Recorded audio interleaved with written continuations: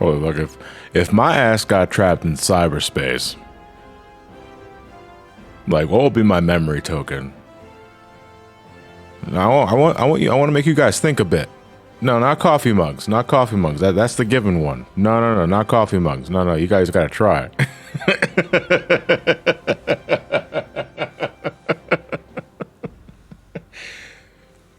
I'm gonna have to ask you guys to show your work for this one. Yeah, okay, I like that. My logo. Mako gets it. Specifically stitched in button hats. Yeah, man, fuck you, Lucid, all right? I really like that hat, all right? Still have not found that hat, for the record. I don't think I'm ever going to. I don't think I'm ever going to. I think that was just a designed hat that was made for that specific time frame, and that's it. It is out of circulation. Move on. Nobody else bought it except this one fucking douche.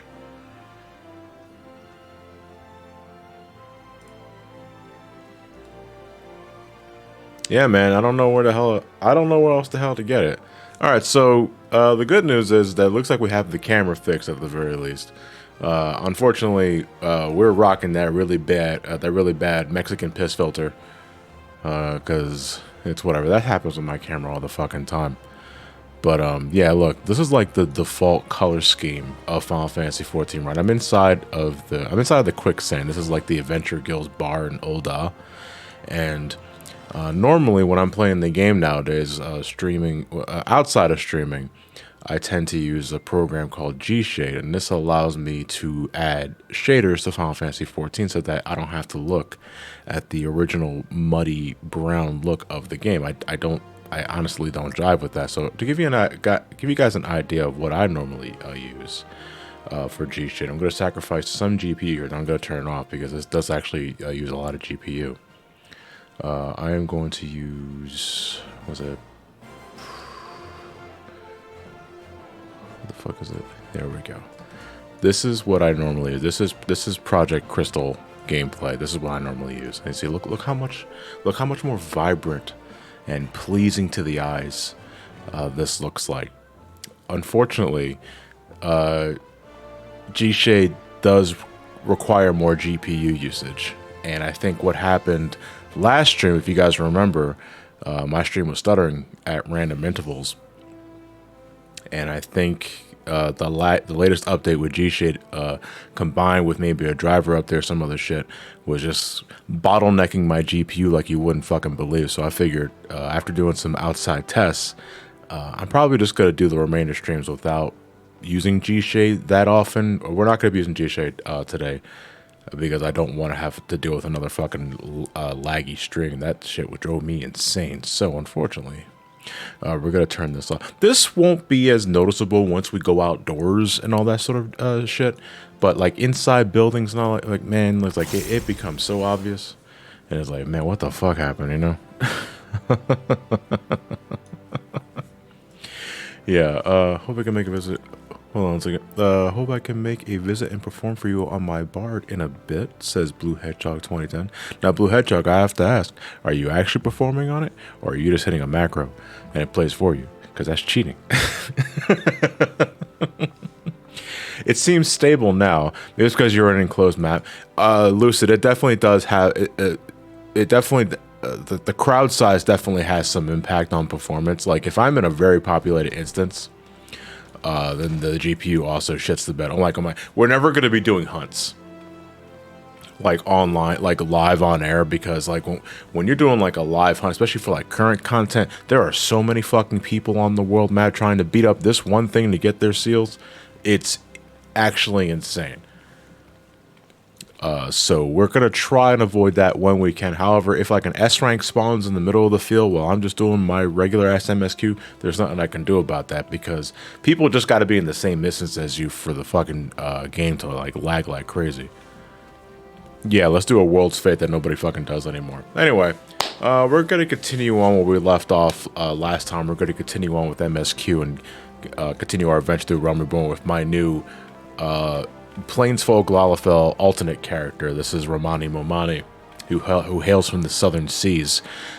Canonically, I want this dude's story to begin post Endwalker, but we got to get to Endwalker first for any of that matter. So in the meantime, we're going to be working on getting this character through all the expansions. These are very, very chill, laid-back Final Fantasy XIV streams that I have no earthly schedule planned for these. I just do whatever the fuck I feel like. In fact, the reason why I'm streaming now is because I'm tired for today, and I took I got about 11-12 minutes edited of the Sonic Frontiers video that I am hoping to have ready to go by either the beginning of this weekend or at the end of the weekend. So at the latest, you guys are seeing it at next Monday.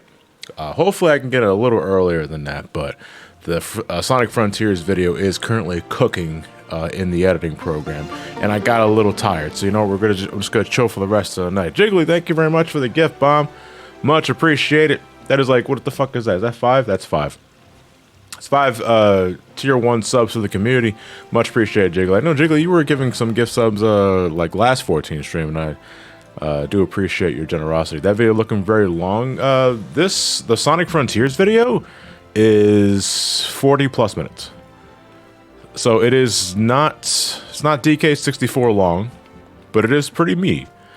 It's about the size of the fucking Sonic videos I made back in 2012. You know, the Johnny versus Sonic Adventure 1, 2, the hero stuff. That shit turns 10 this year. That shit turned 10, I think, this month actually, in the month of November. I think that's when I started posting those videos. That's an earthly star. You know, so I cannot believe how fast time has flown by making those videos and other shit. But let me see here. So off screen, outside of making a few other changes to my HUD and all that sort of thing, which I'm still probably going to be fucking with throughout the stream, I went and did the Hall of the Novice. So I got myself outfitted with the brand new clothes, which is like, this is just really good gear to have this early on before you even do your first dungeon. I also got myself the brand new ring. A brand new ring gives you +3 to pretty much all of your basic stats, but it also gives you 30% experience boost until you hit level 30. Until then, you know, it's also just a really good ring to have, because, you know, spoiler warning, like outside of the special edition accessories that you can get for experience boost and for item level boost, your accessories kind of get neglected until a certain level. I think I want to say in the mid to late 20s, your accessories on the right kind of get funky. But yeah, that's the way we're good. That's the way we're gonna be. It's like, what's up right the screen? What's up? Wait, hold on. Can you repeat that, Okima? I don't know what you mean by that. What's up right the screen? I don't know what that means. What the fuck is the grammar of that sentence? Let me see. How long have John been playing this? Are you talking for the stream specifically, Boktai, or are you talking about just in general?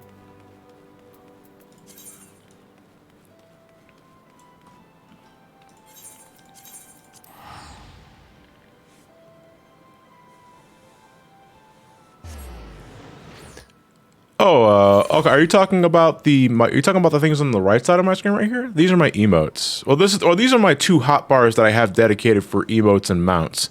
As I just started with this character, it's pretty empty, but we'll get to working on that later. What the fuck are you looking at? Anyway, so I just look at somebody staring right at me. Let me see. I mean, the game you're playing. Oh, the game I'm playing. So I've been playing Final Fantasy XIV since late 2015. It'll be 7 years. It's already been 7 years since I last started playing this game. Free company. Oh, you're thinking of inviting me to a free company. Well, I am sorry to disappoint. I'm gonna have to decline. I'm gonna send you a courtesy tell.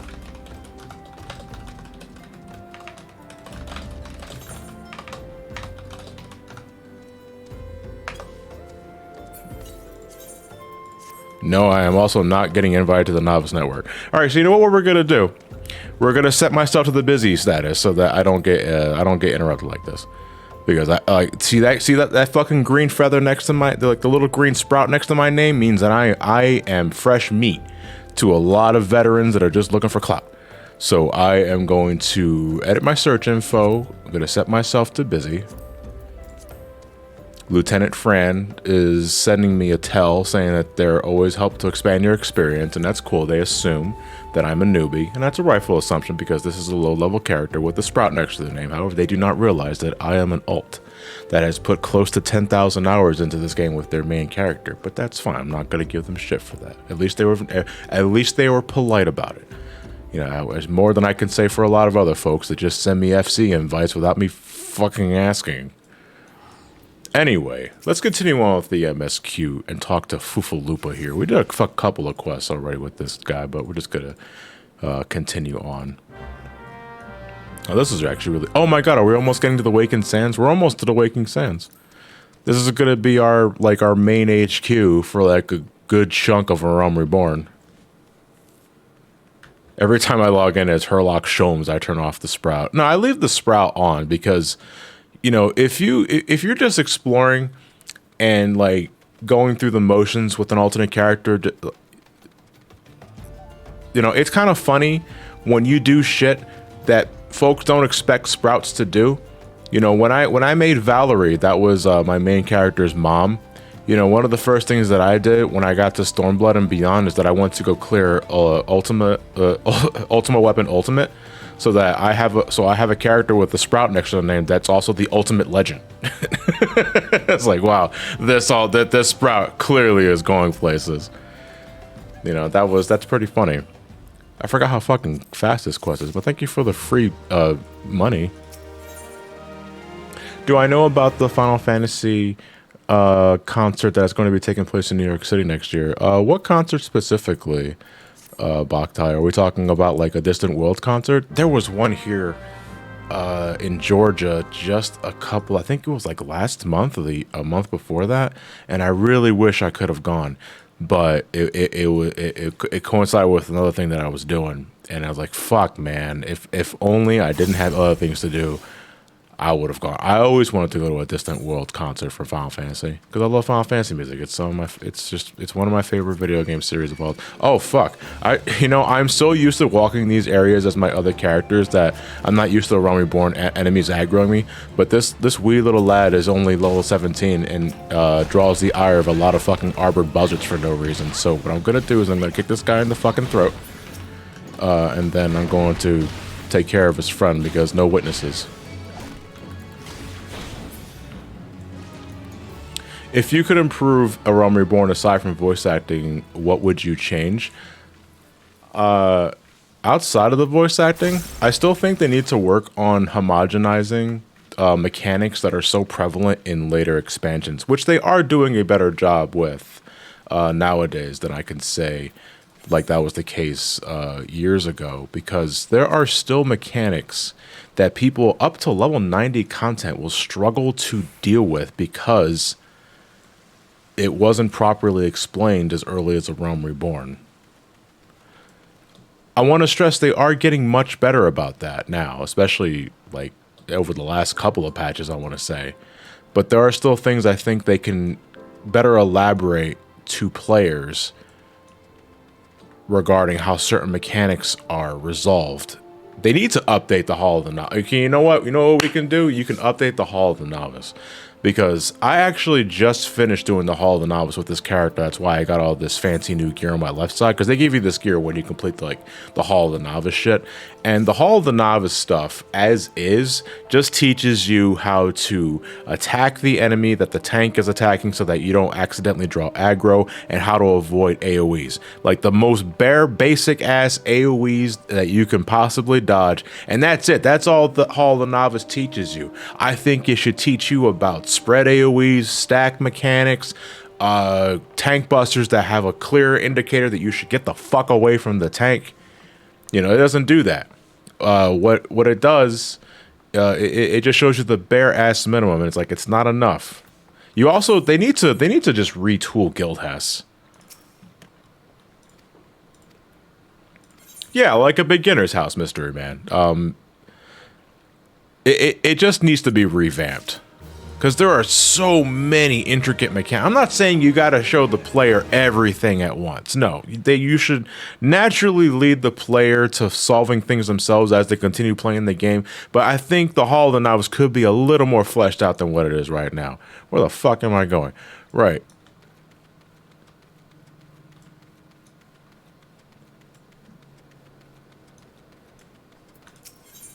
You know, the thing that kind of fucks me up, that for the longest time, there is a mechanic in this game, we call it the stack marker, where it is 4 arrows pointing towards a player, and what it means is that the group needs to gather around this player to help absorb an incoming humongous attack. If not, then that player is going to get absolutely fucking shit on. That mechanic wasn't made mandatory until 3.3. That is a whole ass expansion and a half.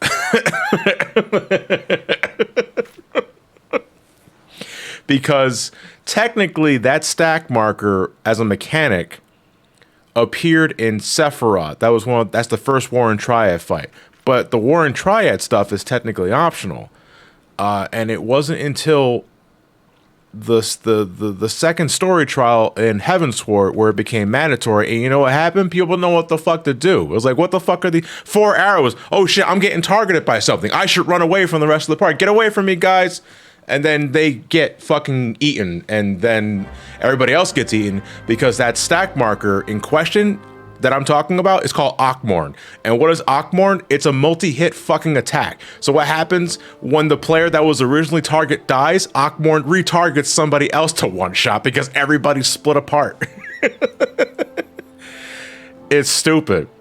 It's not perfect. Again, they're working on it. They're working on finally homogenizing certain mechanics so that people won't have to deal with this sort of shit anymore. But it's still very much a work in progress. The Ockmorn Roulette. Yeah, hey Mochi, how's it going, man? Yeah, I'm just chilling until raid tonight. Although raid's only for like 2 hours tonight because it's at 9. I thought you played this game. I thought I played this game ages ago. Says Lila Tiger. Oh, for a first time, chat. First off, welcome on board. Yeah, I still play this game. I'm playing an alternate character now because I think it's better for a live stream. I'm still on this game every day with my my original character.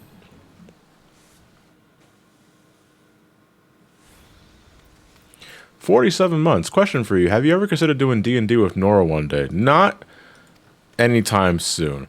I want to at one point give D&D a legit chance, and it probably will be with Nora because she plays the game fucking religiously and knows all the ins and outs.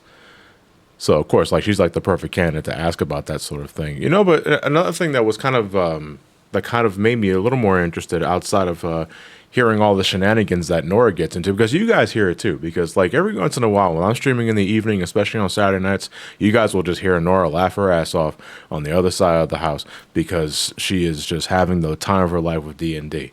So it's like, it's one thing to have the idea that you can have a lot of fun to that degree, but it's also just the satiated curiosity.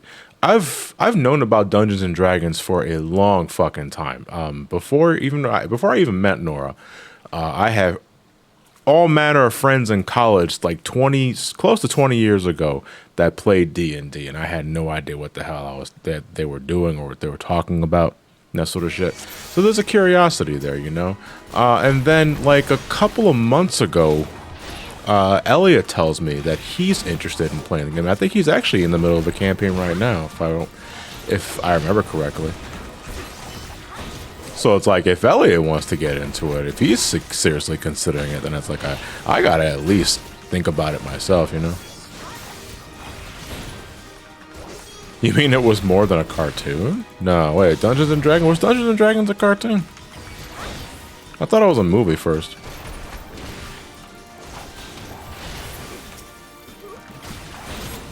Ah, finally, someone my height. Fuck you. Fuck you and your shins. Oh wow, look at the lungs on that guy. Wasn't Malcolm McDowell in a D&D movie? Wasn't Malcolm McDowell? Was it also Jeremy Jeremy Irons, I think, was also another one? I'm not sure. Yeah, Jeremy Irons was also it was in a D&D movie. I think he was like the bad guy. He was like some sort of wizard or warlock. Oh my god! Like if I ever properly get myself into like a D&D campaign, it ain't gonna be a live stream. Not until I'm confident enough to broadcast it. You know, because there are. So correct me if I'm wrong, because maybe we got some D&D veterans in the chat, and I would not doubt that, because a lot of you strike me as D&D players. A big part of Dungeons and Dragons, D&D in general, is role playing, right? Where you are not only venturing through whatever campaign you have set in store for this character, but you are also acting out as that character. Like, it's not just a matter of you writing the next chapter of your character's lore or backstory, whatever the fuck it is. You are also acting out as that character. And I am not a stranger to role-playing. Not in D&D, though. But I can't help but feel that I would have some degree of stage fright when considering getting into a campaign. Which I know that's weird for me to say. That might be weird for you, some of you to even think about. It's like, John, you're a fucking YouTuber, dude. I was like, you're putting yourself out on your channel all the damn time. And I was like, it's true, but I'm also not really role-playing that much. Like, I am playing a somewhat exaggerated version of myself on screen, sure, but it's not exactly to an extreme. But getting into the shoes of a completely fictional character, I think could be pretty interesting. But I have role-played before. I've actually role-played in this game, actually. Not as this character, like this character is brand new. And not as my main character. I've actually role-played a bit with my Rogadin alt. Just for shits and giggles. I wanted to see what the RP scene was like. And man, a lot of people are horny.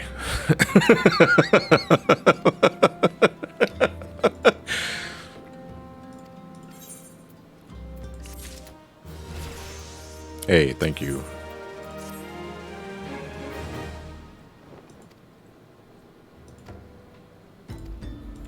Yeah, people only got one thing in the mind, and it's disgusting. You think I'm talking about decks now? I'm talking about Steam decks and other shit.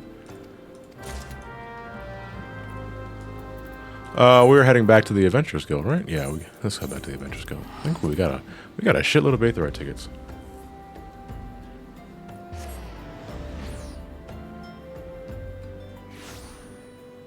How about the new Stream Deck with audio knobs? Oh yeah. Elgato did announce the Stream Deck with audio knobs. Yeah, that's pretty hype.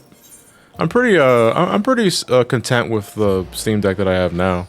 I hit a button and it plays a sound. That's it. That's all it really needs for me to do.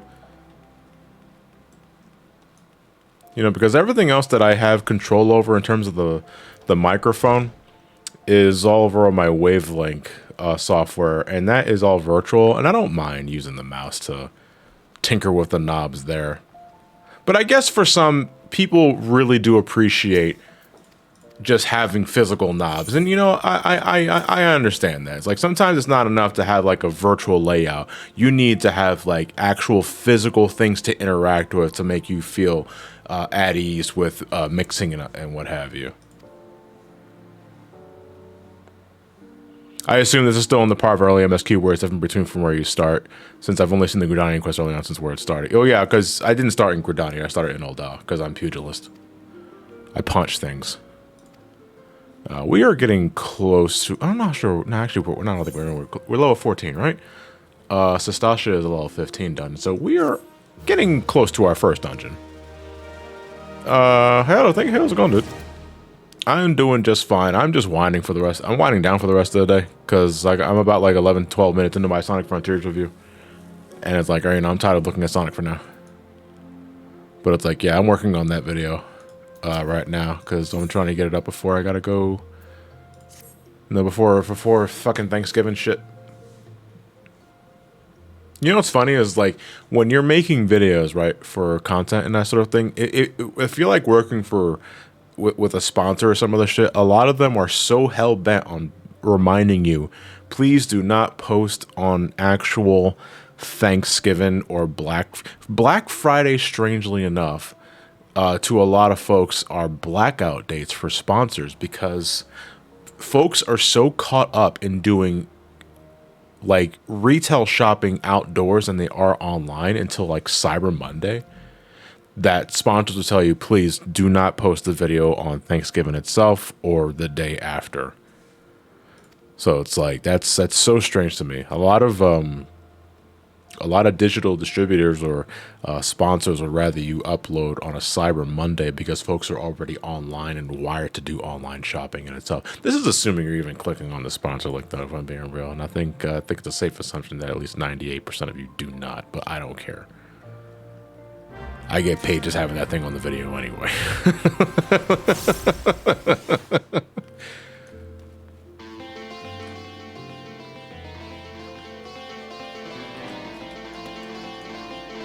I don't have bee's knees.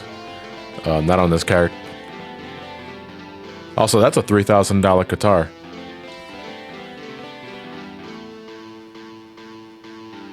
Can you lose a sponsor if you upload that day? You'll just get the stink eye, likely BJR.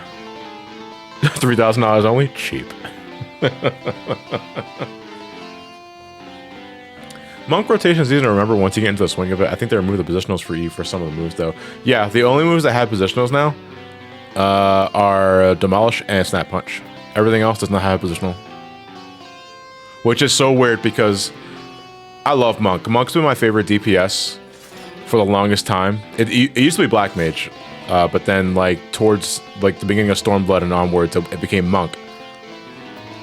And back in the day, all of these moves had positionals. Dragon Kick was flank, Twin Snakes was flank, Demolish was rear, Boot Shine was rear, True Strike was, I want to say rear, Snap Punch was flank. And though they got rid of the positionals for almost all of those moves, I will still find myself going to the proper positional for all of those old moves because that muscle memory will never leave my head.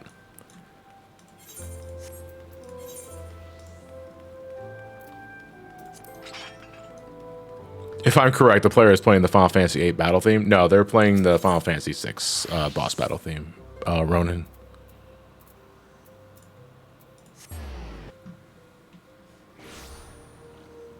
Alright, good ship, Blue Hedgehog.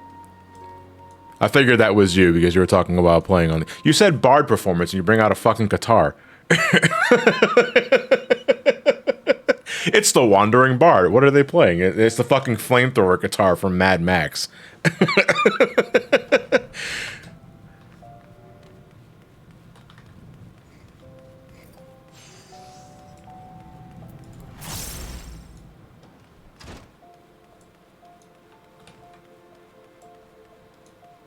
The people in my home call this one Smoke on the Water.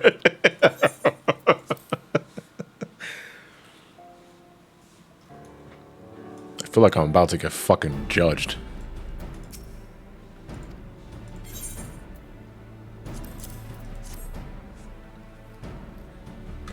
Yeah, my favorite DPSs, like as of this stream, because it, it could change depending on what expansions do for one class or another. My favorite DPS in general is Monk. I absolutely love Monk. It's the class I'm playing now. Technically, I'm playing Pugilist. This is the class before Monk. You got to upgrade to Monk at level 30. My favorite melee is Monk. My favorite caster is a toss-up between Summoner and Red Mage. My favorite physical range is Machinist. My favorite tank is Warrior. Second favorite is Dark Knight, really close. And my favorite healer is Sage. My favorite healer for the longest time used to be White Mage, but then Sage just won me over with its aesthetic. I love lasers. I love lasers and I love beams.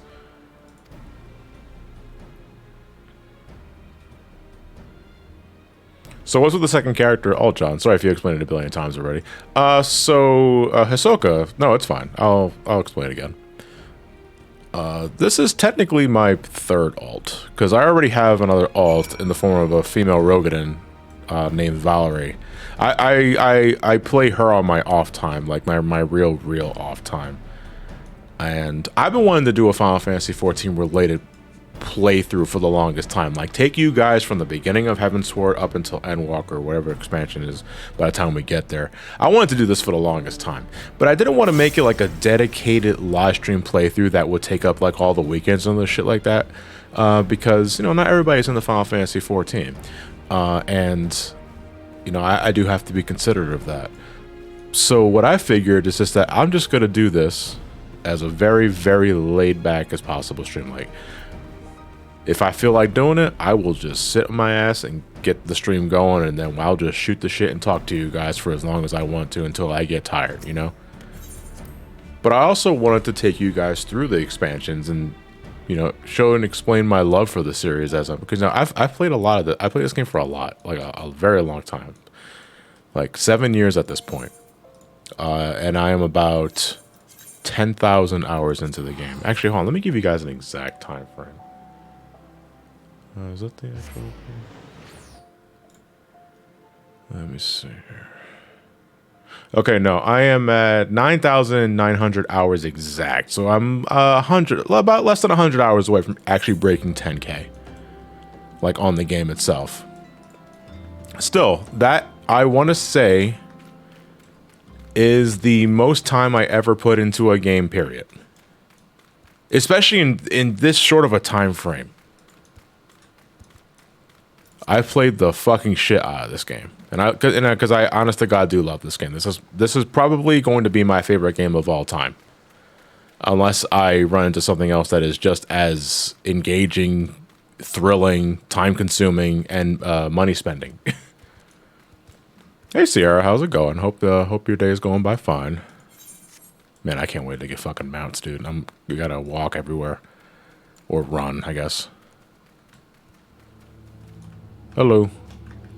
I'm so used to seeing these instance effects with somebody in the middle of it. It's weird when it's just an empty space. Even John is not immune to Limsa idle syndrome. Absolutely not. No, you guys, you know, especially me, I can't play and talk at the same time. It's like, man, he sure is just standing around a whole bunch. Like, what the fuck is his problem?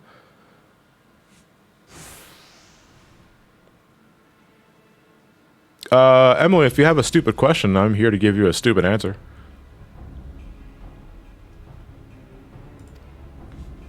Let me see, I'm trying to get the context of this again. Let me see, they got these assholes. You know they're assholes, like they got scars all over the face and they are clean shaven. Dumb question. I noticed between our MC and your alts that you tend to favor, between our MC and your alts that you tend to favor Lalafell's. Oh, you mean main character? Okay, I wasn't sure about what you meant by main character. I tend to favor Lalafell's. Any reason? So originally, my reasoning for picking Lalafell, I'm talking about OG reason when I first started playing this game, was that I wanted to subvert expectations and what people would think that I would play as, because my God, when I first started playing this game, or I was thinking about playing this game, everybody was a fucking cat or a dragon. And, you know, that's cool. If you want to play Makote, you want to play Aura, you go right ahead. So when I was considering playing the game, and at some point I was going to let people know that I wanted to subvert expectations in case people thought that I was also going to be like a cat or hero or Aura or a Rogadin, and then they finally see my character and it's just fucking 2 foot tall gremlin. But that was my initial reasoning. My reasoning now is just that I just like Lalafells. I like Lalafells because they remind me of old school Final Fantasy proportions. You know, something straight out of Final Fantasy V, Final Fantasy VI, Final Fantasy IX. Final Fantasy IX, I think, is probably the go-to example. They remind me of the classic Amano portion character designs. Bean Warriors.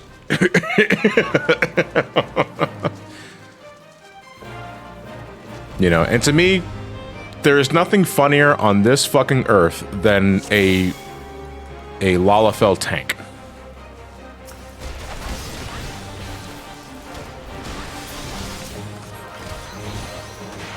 And I'm gonna, like, it's gonna be a long ass fucking time from now. Like, I'm talking a long ass fucking time from now. But when we get to Endwalker, I can't wait to show you the one instance where I felt so fucking validated choosing to be a Lalafell. And some of you probably already know what I'm talking about. I'm actually gonna go after the guys first before I decide to go after Garibald here.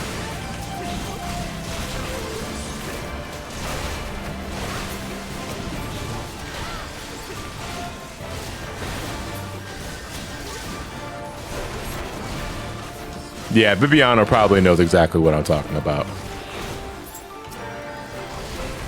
You no longer have any kneecaps. Is there a conjurer here? Where's there a conjurer? You. I see the green aura coming from you. There.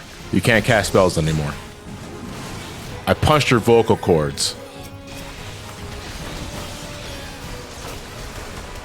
Who's healing?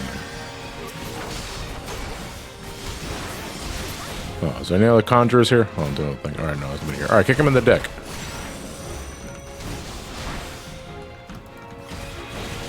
Are you planning on sticking to Monk once you get it, or will you be trying out other classes? My character's going to be primarily Monk for as long as I can make it feasible. Because this character is going to be my Monk main. Even though, like, in Final Fantasy XIV, any character can be anything.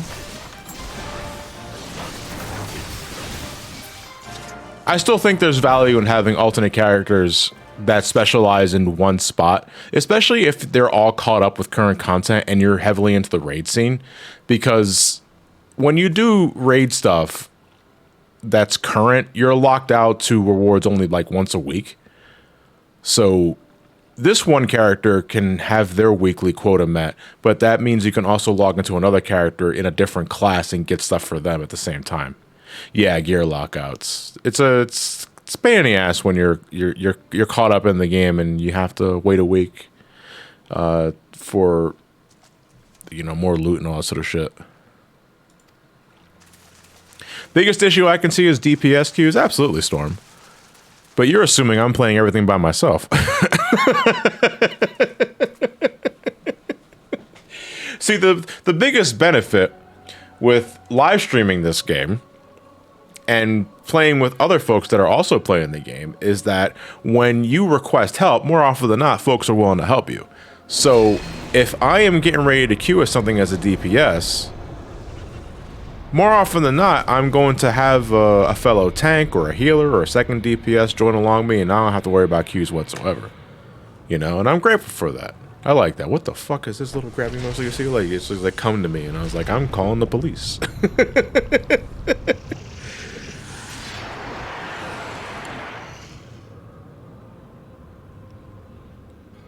The Astians so early in the Realm Reborn are so different than what we'll know them as later.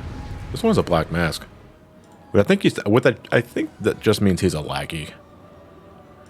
Irrelevant. Probably not even worth a name.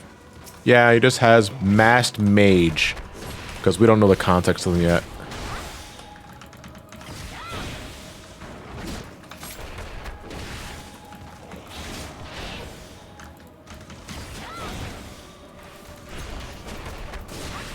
I'm just gonna keep spinning. You think I can get dizzy? I'm talking about the Ascian, not the Lesser Gargoyle. The Lesser Gargoyle is almost dead.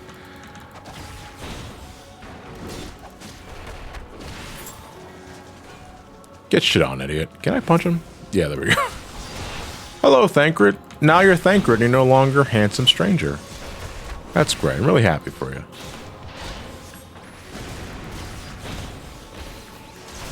I honestly just got towards the end of post Shadowbringers, and I'm just, ugh, this story, bro. I'm telling you, man. It's like, I know, like, I know a contentious part for some is that the fact that this game is an MMO. And, you know, there's, like, the whole monthly subscription thing. But it's like, I've gotten over that hump so many years ago. And I'm glad I did, because there are storylines in this game that I've experienced that I can't say I've quite experienced in other RPGs. I love the story of this game. I absolutely do. Like, Shadowbringers especially is one of the best fucking stories I've ever experienced in an RPG. And I don't want to place it too high on a pedestal by saying that sort of shit, because you're just raising expectations, and then somebody will eventually play it and it's like, I didn't see it. And it's like, that's understandable.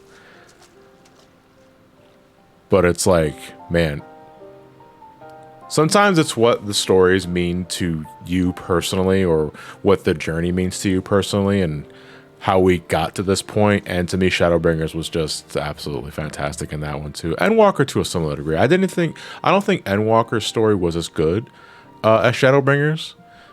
At the same time, I'm also comparing a 95 to a 98. So that is to say, Endwalker's story is still really good. And Endwalker's filled with a lot of good moments, man. And I mean, it's not even over technically, because we're leading up to 7.0. So maybe by the end of Endwalker's run, when we're getting ready for the next major expansion, my opinion of that will change. Maybe I'll say Endwalker is better than Shadowbringers.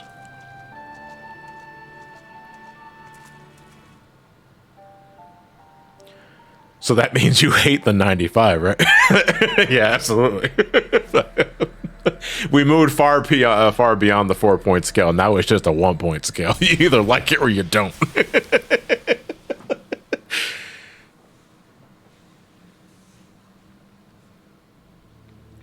Got absolutely no time for nuance.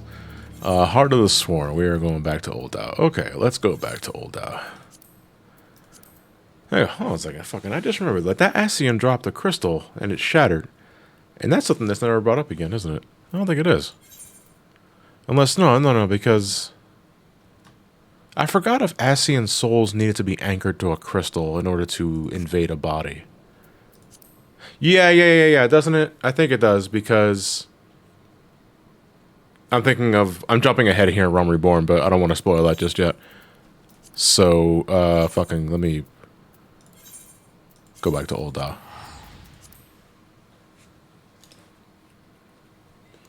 Love the X arc overall, and the Seniors made for decent enemies, but the story just didn't grip me. You know, that's absolutely fine, Not gonna grip everybody,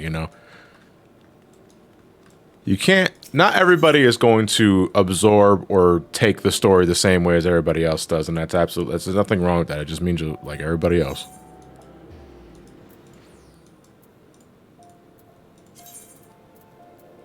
To me, I think like the most often comparison that I've seen people bring up is Heavensward, actually.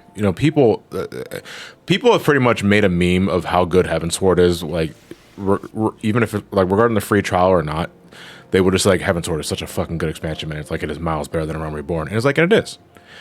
But for a while there, Heavensward was treated as like the second coming of Christ. And listen, like, it's good. Like, but it ain't that good. To me, the best part of Heavensward is the shit after the main story in Heavensward. Like, after, like, everything involving, like, the church and that sort of thing, I mean, that's there and that's cool. But it's like, the best thing about Heavensward to me is everything after that.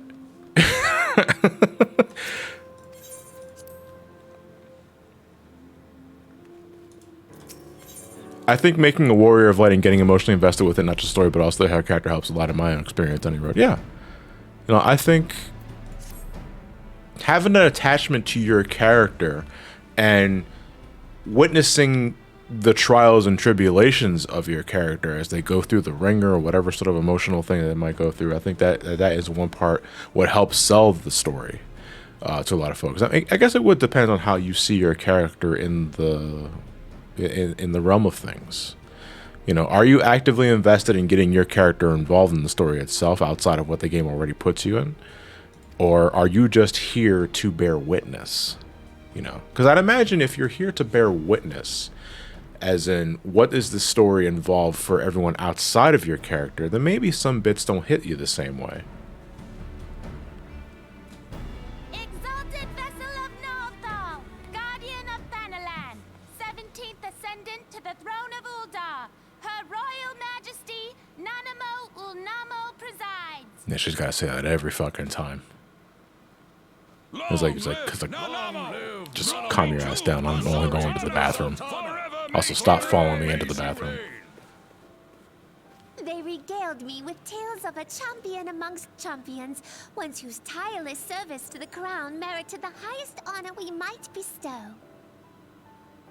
You know, I love the sense of regality that Nanamo expresses, but her fucking dress looks like a pear, dude. I hate that. It's like a pear or a bell. Like, you can grab her by the head and shake her, and she dings. Betokening our gratitude and esteem, I, Nanamo Ulnamo, Sultana of Uldar, confer upon you this. I got that, thank you. your lady in waiting screamed your fucking title up, like, really loud. Your Grace. See to it that our champion is my personal guest at the banquet. As you command, Your Grace. That's so weird, dude. Raubon's voice in a Realm Reborn is, I believe, Jason Miller. If what they say is true, Uldar owes you a great debt.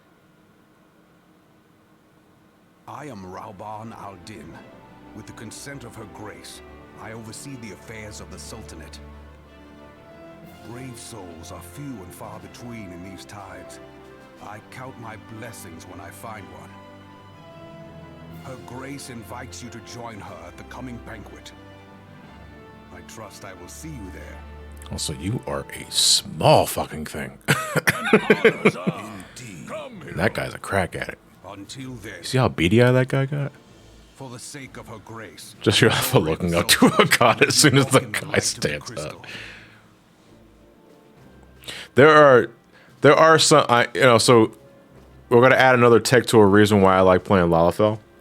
There are some cutscenes that are absolutely just fucking hilarious when characters have to accommodate for your size. One of my favorite ones is in Stormblood, where a character reveals their true colors and gets up to your face, but if you're a Lalafell, they gotta like bend all the way the fuck down.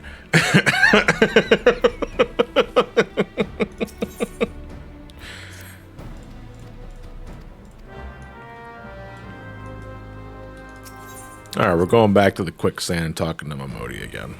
Homie on his hands and knees. It's like, I hate you. Well, not just because I hate you as a character, but also because you're so small.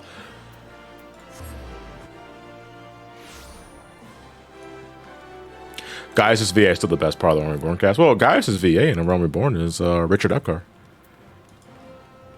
And I was going to say, Richard Epcar really can't do any wrong with Richard Epcar.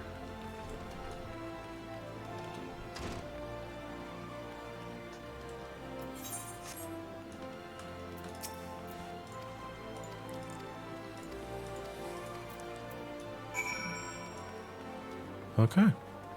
We're getting ready for a banquet. I don't remember if we do our first dungeon or do we join a grand company.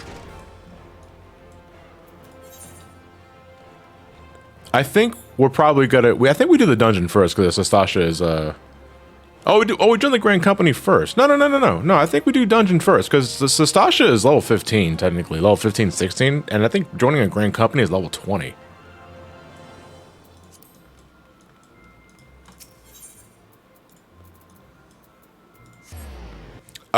Least favorite race? Gotta say Aura, especially Aura male. Well, I don't want to sound racist because I think that's just a racist question. I think the more accurate way of answering that question is a race you don't really care about in Final Fantasy XIV. And I think my answer for that one is probably Elysin. Because I was never that interested in elves. You know what I mean? Was that a paper airplane? That looked like a fucking... No, that's the Ragnarok. Okay, never mind. I thought that was a paper airplane that was flying behind for a second. You know?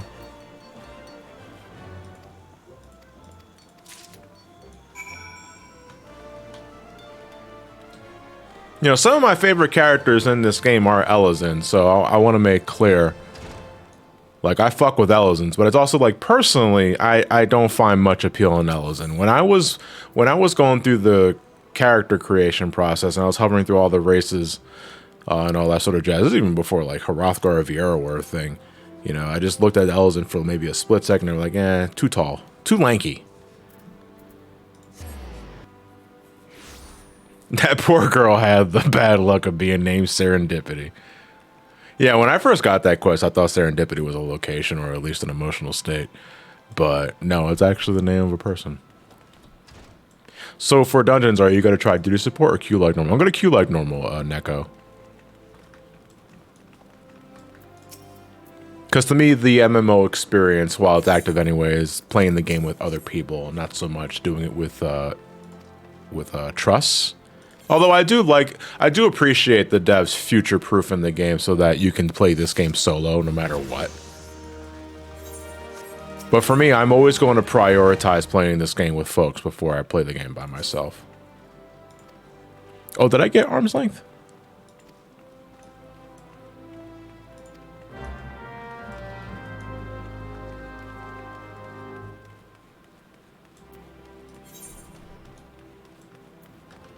I went out the wrong fucking door again. Ellison are just elongated and I don't like it as much as others. Nah. Well, to me, from what I've seen, the two least preferable races in 14 is Ellison and Hrothgar. And I gotta ask about Hrothgar. What's wrong with Hrothgar? Because Hrothgar, they're big beast boys. You know, there's nothing wrong about that. Although that could be my Final Fantasy X bias speaking, because I love Kamari. Kamari's cool. What was it? Put on the voice of the just and speak with Bartholomew. Okay, no, I have to put on something first. But I'm going to teleport over there first. Yeah, and I like the game is going to run its course anytime soon, but support for people running solo is appreciated. I do... It's a thought that crosses my mind every once in a while. It's like, how much longer does this game have left before it is discontinued? And I honestly think this game's never getting discontinued. This game will run until the end of time because it makes Square so much fucking money.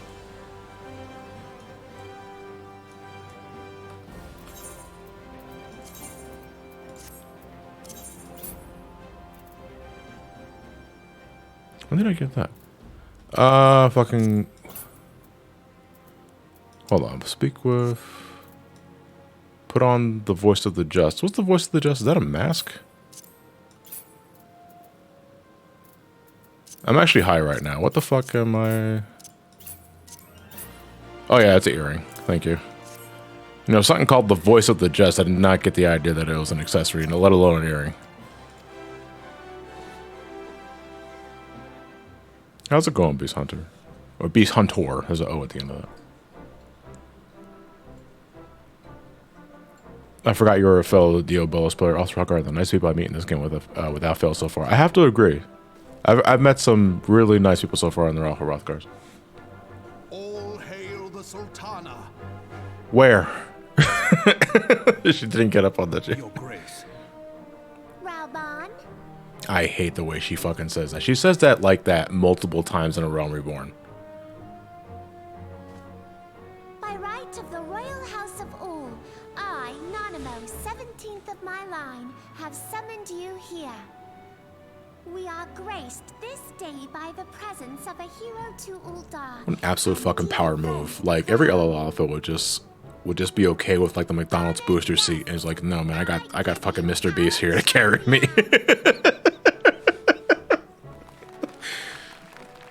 And with that, I bid you enjoy the feast. So, fun fact, I'm belatedly playing for a first time. Maybe this will at least push me to play alongside the Crystal no way, I'm keeping up. Regardless, this will be fun to watch. That's cool.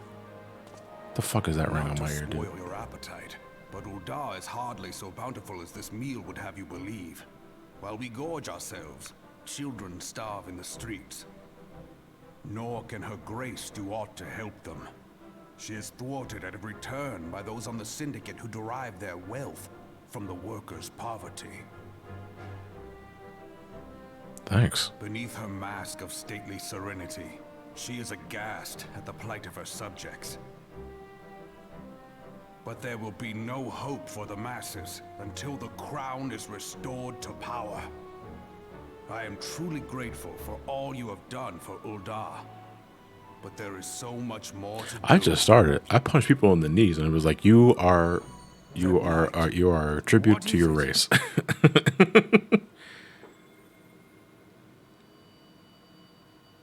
So bright. Almost like by the 12. Then he just checks his wristwatch. He's like, no, I mean the gods, the 12, the 12. Of late visions of the crystal. Mayhap you put them down to an excess of ether. Yes, you are like they were. Can I eat the mother crystal? Before you came to Eorzea, there were others like you who fought the primals. Though they were not of this land, when the Guardian Empire threatened the realm, they helped bring together the 3 grand companies. And they stood with us at Carteneau, that fateful day 5 years ago. The day we lost them. He's actually looking at his copy of 1.0 right now. It's like, we lost everything that day. But that's in the past. Nor would any man deny they fought alongside us. But the names of these heroes I thought that woman in the center was wearing like a Santa hat for a second. I was like, 'tis the season, but also take that shit off your head. Are now blank to us. And in our mind's eye, their faces are naught but silhouettes amid a blinding glare. Yeah, so this is actually a plot point that is kind of weird. That we have come to call them the Warriors of Light. But a sort of repercussion of Louis Swall teleporting the Warrior of Light 5 years into the future is that everybody that did that fought alongside the Warrior of Light in 1.0 don't remember the character. Like, they appear as like a fog, or at least their identity is a fog to them, and it's not until like later in a Realm Reborn where that memory is clear. And I have to wonder what the point of that was. Yours is no ordinary tale. If I am right. Trying to stop whipping out at the spoken language to German. I was actually in the German language last night during raid, and that was funny. Heroes and martyrs are fit to bear such a burden. Let us pray you are the former. All I know of 1.0's plot is that Urianger actually for help then insults you and sets a dog on you. That's just like Urianger. It's like, you betrayed me. Anyway, thank you for that Twitch Prime, man. Ooh, we're getting a flashback to Carteneau. This is end of 1.0 shit. And that is Dalamud. That is what it was housing the Elder Primal Bahamut. Well, I mean, back then we didn't. I don't think anybody knew it was housing a primal, let alone Bahamut. We just thought it was like a large red ball that was going to crash. Victory belongs to the bold. Show those Imperial Like, this is the worst fucking New Year's celebration I've ever been a part of. Why did I come here? The left flank buckles. Divert the barracudas. Bid them hold that position, though it costs them their lives. I can only assume she's using like a link shell because she is not talking nearly loud enough to delay that order. Need of succor. Pray, send the white wolves to their aid. The adventurers risk life and limb for our cause. We must not fail them.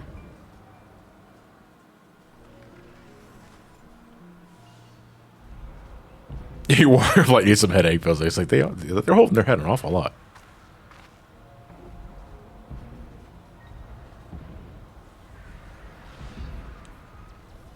Is Artemis? Celeste, you say hi, Amy's VA. What character specifically? It is nothing. Connie Senna? Bloody hell! Get shit on, idiot. You're gonna need a lot more than that. Barrier won't go down so easily. Eyes forward. Some calm music during a horrible event. This music that's playing in the background, Santiago, is known as the Echo. This music plays whenever you have an Echo flashback. Regardless of what's happening. We are being watched. Cindy Robinson? Really? That's Cindy Robinson? That is fucking Amy Rose. Jesus. And there's a moon here too? Raging bull, calling Bloodthorn. Bloodthorn, respond. Respond, damn you!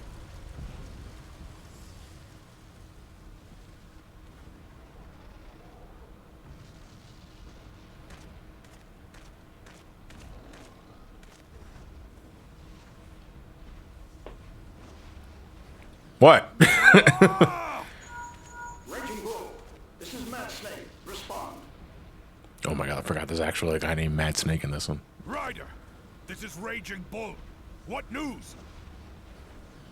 We're surrounded by a blaze. There is no way out. God preserve, what is that thing? What's going on?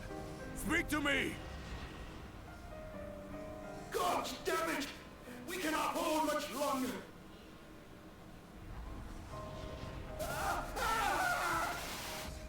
Mad Snake! Mad Snake! Answer me! You said the localization team have fun sometimes.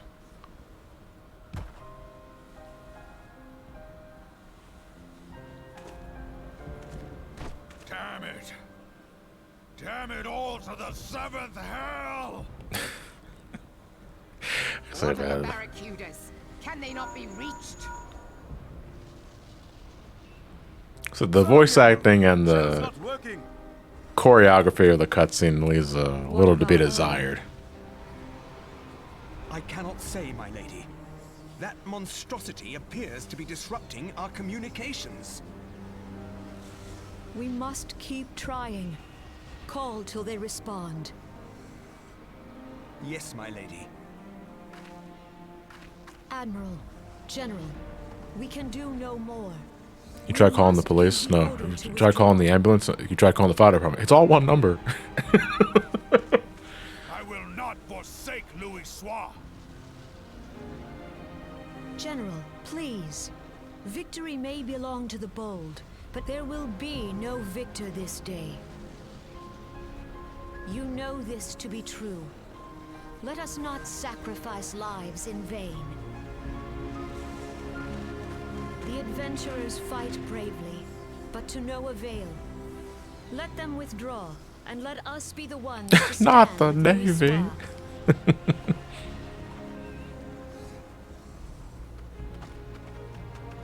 Belay previous orders. All Maelstrom units are commanded to fall back, effective immediately. Give the foreign levy priority. Let the main host cover their retreat and bring up the rear. Damn it! Relay the order. All flames are to withdraw. I don't care if our link shells are useless. Link shows what the name of Still the have a working pair of codec legs, things, don't by the you? way. Well, use them, you bloody half-wit. Don't insult me in the middle of a fucking war, alright? You know what that causes? Mutiny.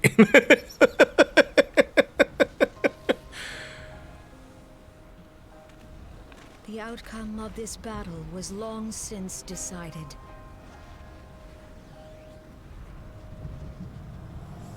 Better to retreat now than risk a massacre.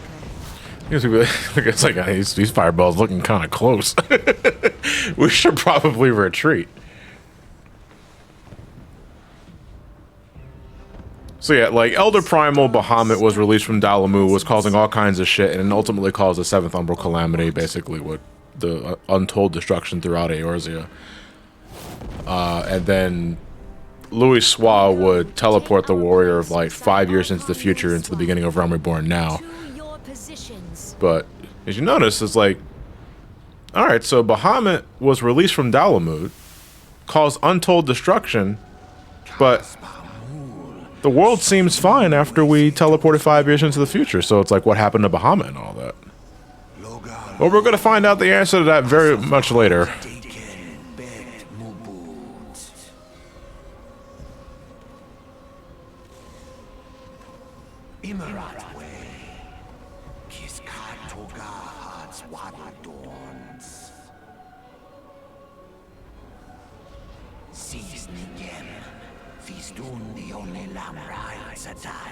Bahamut simply logged off.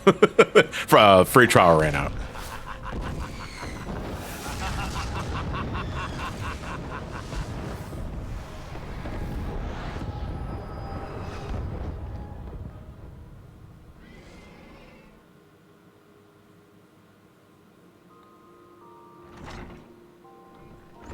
What happened to my turban?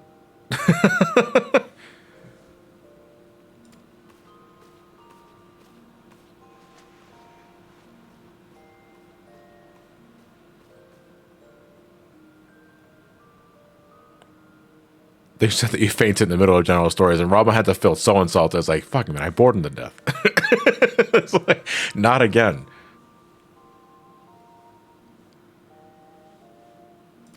Yeah, old man dumpling. I hate the fucking default Lalafell walk.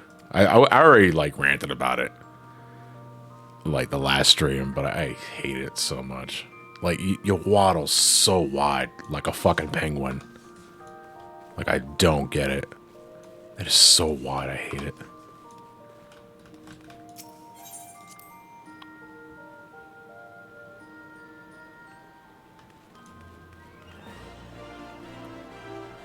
Where are we going? We are going to... Oh, we're close to the Aetherite Plaza, so we're just going to take the one here next to the Adventurers Guild. No, dude, yeah, Santiago, you are absolutely fucking right, dude. It is a Vince McMahon walk. Absolutely fucking rocking that Vince McMahon energy. And I just wish there was a way that you can change the animation of the walk. Because the run is fine. Like, the jog that I'm doing now, this is fine. You know, I love the run animation when you're a pugilist specifically. So the thing about this game, that didn't used to always be a thing. Fun fact was that your running animation will actually change depending on the job that you're rocking. Since I am pugilist / monk, my run animation when my weapon is out, and by my weapon I mean like my hands, gets much more involved, and I really like it. I kind of wish it was like the default run for every other class, but I'll show it later.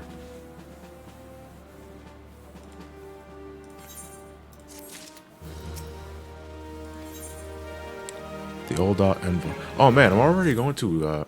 Oh wait a minute. The old Envoy. We have to visit all the other city-states first before we go to our first dungeon, don't we?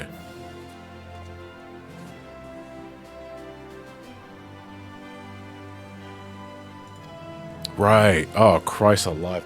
Alright, so I'm not making any apologies for my act of compulsion that I'm going to feverishly express here, but when I visit the city-states for the first time, I gotta attune to all those fucking Aetherites.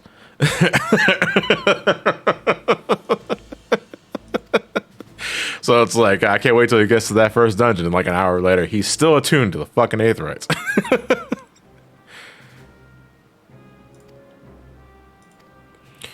Do you know who also did the McMahon walk in this game? Vol3, when you start to fight him in Shadowbringers. Fucking, wait, Vol3, like, you mean when he's walking down the stairs in the beginning of the intro of the fight, you mean, Santiago? I gotta look back at that, but because I don't recall that. Fucking, he got 600+ pound Vol3 just fucking, like, just doing this. Like, what is that? What is he doing? It's like that man, that guy over there. That's a fucking god. Yeah, like the first thing I ever do when I'm in a new area, the first thing I do is attune to all the Aetherites. I don't give a fuck who's talking to me. Like, hold on, it's like I'm touching the glowing rock. So yeah, now we're at a point in the story where after we've taken care of some business in Ul'dah, we're going to familiarize ourselves with the other two city-states. Since we started in Ul'dah, that means we have Limsa, Lominsa, and Gridania to visit. And I think we have to visit Limsa first. I'm not sure if we're given the choice, or is it always Limsa second, but we're going to visit both right now.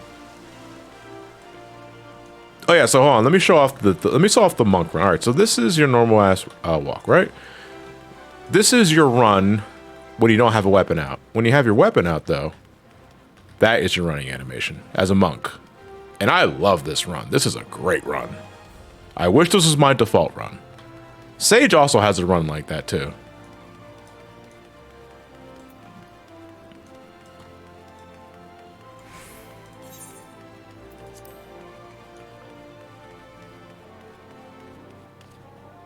Low-key, a Sonic run? No, Sonic run is the ninja. Ninja sprint is the Naruto run.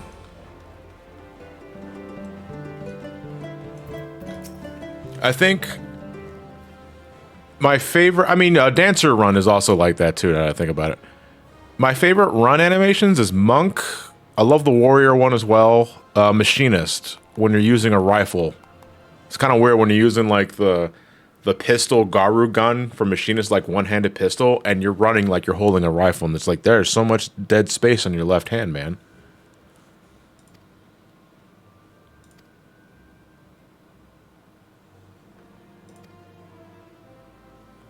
What's the worst run? Let me think about the different jobs. Let me see. To me, the worst run is Dark Knight as a Lalafell. Because that fucking sword is tipping the balance so hard in one direction that it looks like you are barely managing to hold on to that damn sword. Now, I have to stress that is for Lalafell specifically. I'm not sure if that's like that for any other race.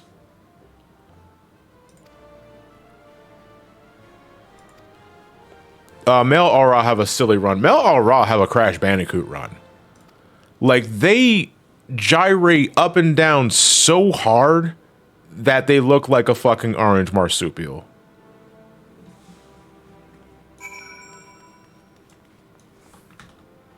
There was a Reaper here.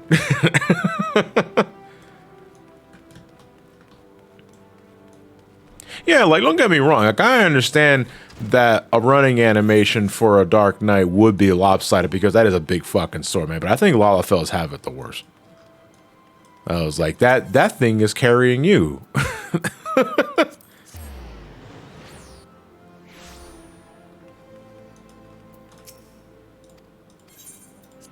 All right, we're about to ride our airship to the next major city-state, and I think it's Limsa.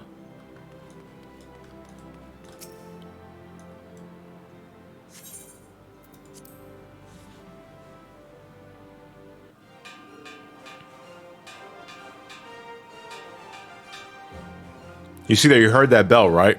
That was Nanamo. It was somebody holding her by the head, dude. And just tilting her left and right.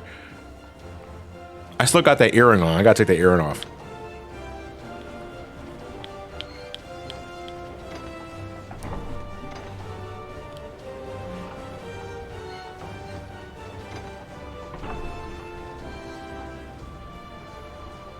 I remember the first time I saw this boat, like this ship call, I was like, are those stairs just sticking out of the ship like that all the damn time? It's like, no, I think they retract after a bit. It's like, man, that's gotta be an awkward fucking ship design.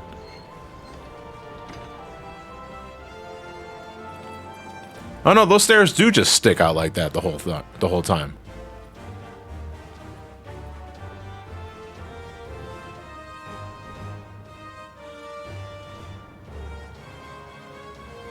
No, I could have sworn that thing. I could have sworn those stairs retracted into the ship.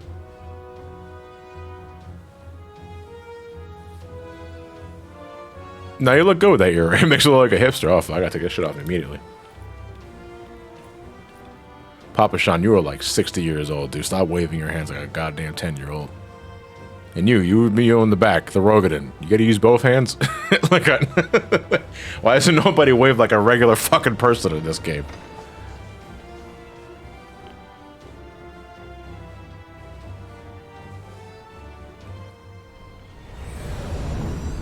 Oof. What a shift.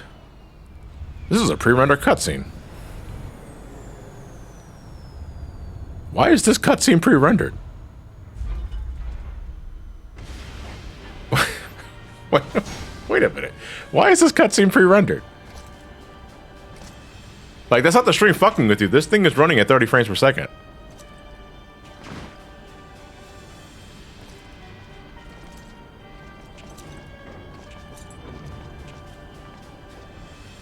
That is so weird. It's been 15 years, but the bitter taste of defeat lingers still. 15 years since the Imperial fleet. Oh, okay, that's why, because they have to show this FMV. Alright, that explains it.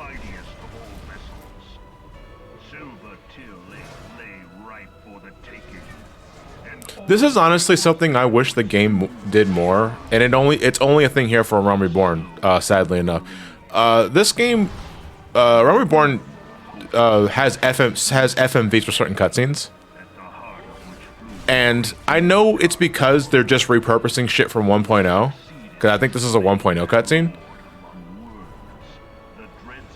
But it's kind of a quality from like old school Final Fantasy games that I miss, that I feel would add more impact to certain story elements, just like high quality FMV cutscenes. Because Final Fantasy XIV nowadays will just have an FMV opening, and that's it. And I wish they did a little more. Yeah, cause see now we're back in the in-game engine. Okay. A blighted realm. Yeah, it's like I don't mind like if they have to stick with FMVs for like the opening, I don't. It's not the end of the world, but like one of my favorite things about old school Final Fantasy, like starting with 10, no, starting with 7 actually, starting 7 onwards, is like when they switch to an FMV, it's like you know it's time for a spectacle and just sit down and have some popcorn. You know that was really cool. But 14 doesn't do that. I'm assuming because cutscene animation is very expensive. It is twisted beyond all reckoning, rotten nigh to the core. Yet it must be saved. Only Garlean rule can bring order. Like there are some scenes that I wonder, is like, man, I can't imagine how good this would look if it was FMV. The misguided masses from their ignorance. We are of one mind, Lord Van Balzar. How many takes do you think that took for them to get to speak like that in unison? I was like, you were slightly off. You. Do it again.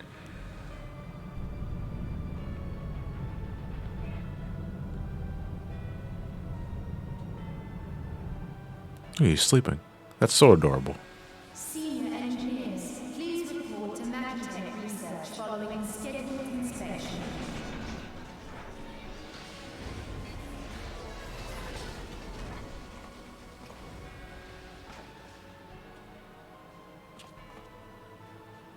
Hey, is the Legatus really planning to take another tilt at the Eorzea? Hey? What hole have you been hiding in? We're in the midst of preparing for a new campaign, and a huge one at that.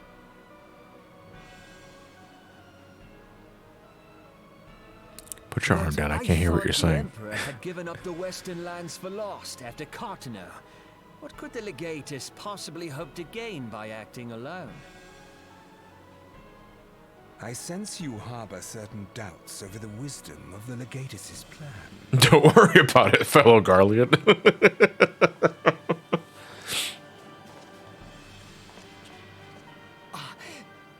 My lord! Please, call me Nero. Tell me, where were you born? Othard, my lord. Alamigo, my lord. Ah, codename Hummingway, I presume. So which divorces Nero on Realm Reborn? Well, he already divorced Sid once. I don't know what you... Silence. Your denials will not change your fate. I assure you, Frumentarium sees all.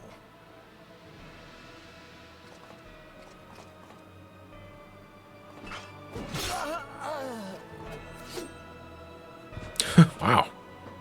Nero killed the guy. Clean up this mess, and do not miss any, or I shall be most displeased. At once. I think this guy comes like, guys, like, hey, that guy was Union. I'm never gonna hear the end of this. Nero was a dick. Nero is a dick. None of this was shit. He never stopped being a dick. But now he's a dick that doesn't kill anybody anymore. That's like, I think that is Nero's only casualty there. Like, I think that's the only time he ever kills anybody.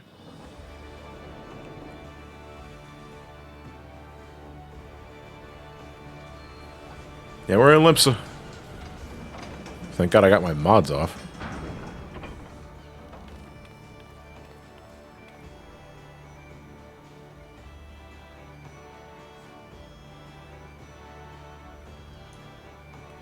Titties were about to be out. No. Never had titties out except for that one muscle mod that I talked about in the, I think, the charity stream a couple of months ago. It doesn't show titty anymore, though. Now it's just muscle. And that's the way I'd rather it be. Being real. How the fuck do I get out of here? Or do I just... I'm stuck. Oh, no. There we go. Ooh, what mods?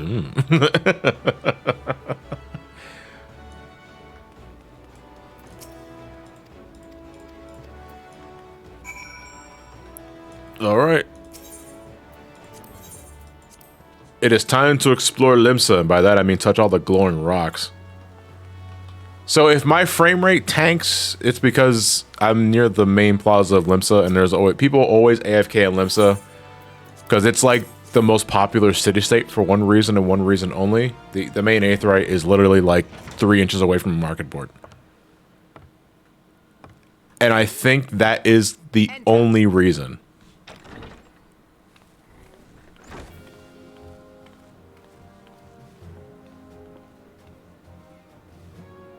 So the silver-tongued merchants send an adventurer to speak for them. It appears the Uldans place great faith in you. How many major cities are there, by the way? 3 by default. But if you want to get technical, there's like 6, 7. Welcome. I am Melve Blufisvin, Admiral of... Remember that because you're going to forget how it's pronounced every other time you see her. Now, what news from Thanalan?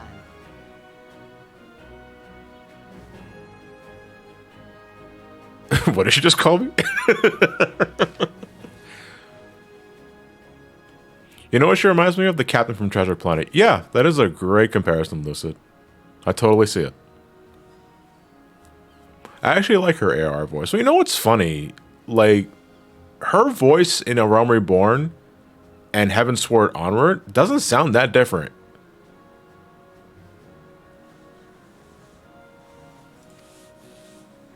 Like, I think whoever they got to replace her just did her best to imitate what was already there.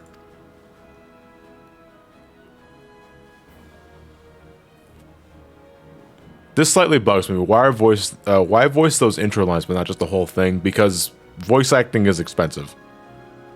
I think. I don't know. Unless you're only getting paid for like $4,000 or something. And I'm not opening that can of worms.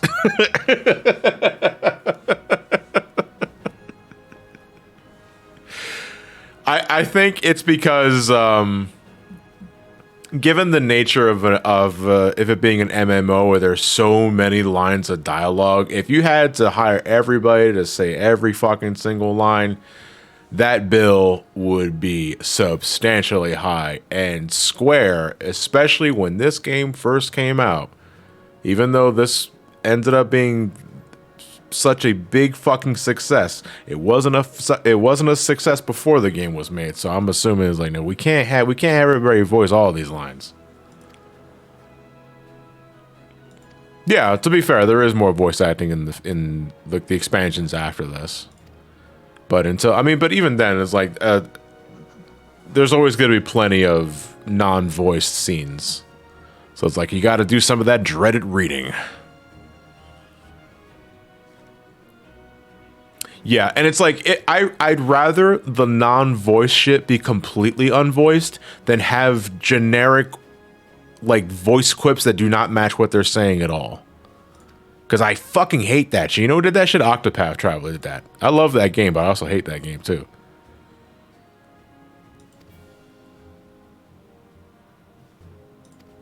Yeah, don't put grunts for voice dialogue. I hate that shit.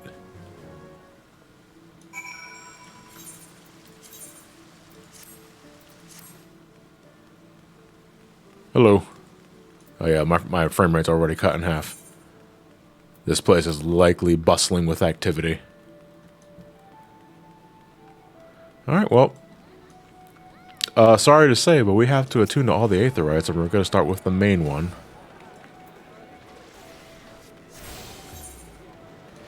What next?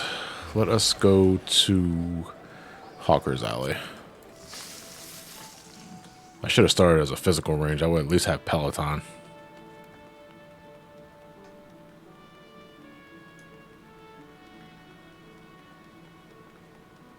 Obviously, the solution is Banjo-Kazooie. Like, oh my god. That would be insufferable.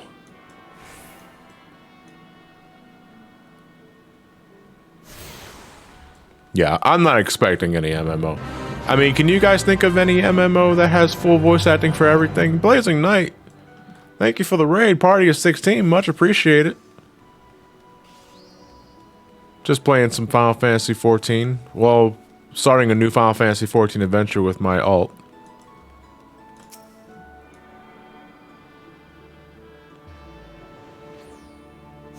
Elder Scrolls Online does. Elder Scrolls Online has like voice acting for like everything. That's actually pretty, that's pretty ambitious. Actually, that'd be probably faster if I took this Aetherite to the main one.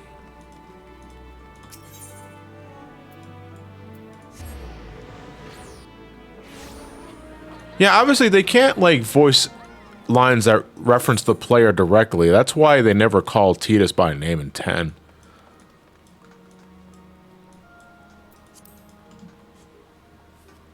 Can never go wrong with some Final Fantasy 14. Good to see you, Jonathan. Thank you for the raid. I much appreciate it, man. Yeah, I love Final Fantasy 14. Like, to me, this ain't work. Like, playing this game, this ain't fucking work. I'm vibing so hard right now. Although I'm probably going to get up for a couple of minutes and get some water. And I implore you guys do the same. Get up and stretch and shit. Stretch and shit at that. This is the Fisherman's Guild. Like, this one's all the way a little fucking here. Like, why the hell I gotta go so far out for this one? Why does this one have to be so different? Can I jump down from here? I can. Excellent.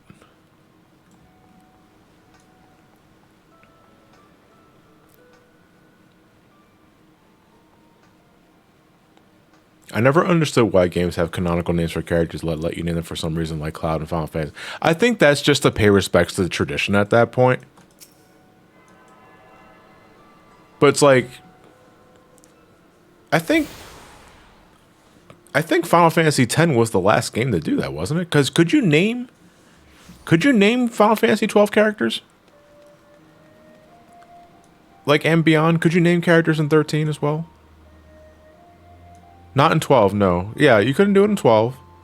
And you couldn't do it in 13. So it's like, yeah, it's kind of like the last time I did that. But I think 10 was like the last one I did it because it's like, this is for the sake of like honor and tradition. But at that point, it's like, no, if we're going to make these cutscenes a little more involved, we have to stick to the to canonical names. I don't know why I just didn't Aetherite to the main plaza and work my way back up.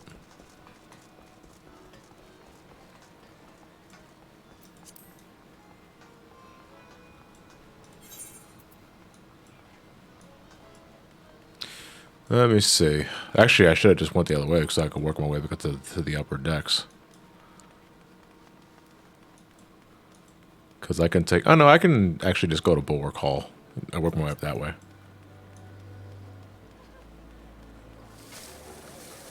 4DS had a gag where Nameway wanted to rename Cecil but couldn't. Yeah, that's cool. I like that. Let us go... Wait, can I go that way? No, I have to go through here. Okay.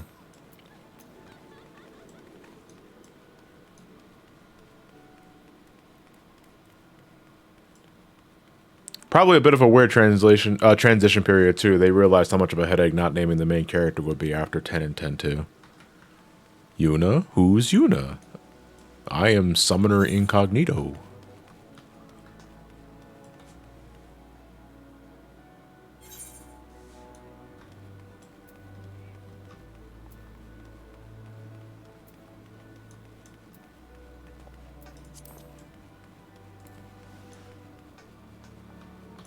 Thankfully, we only have the Aetherites up here, I think, left to attune, and then we can proceed on.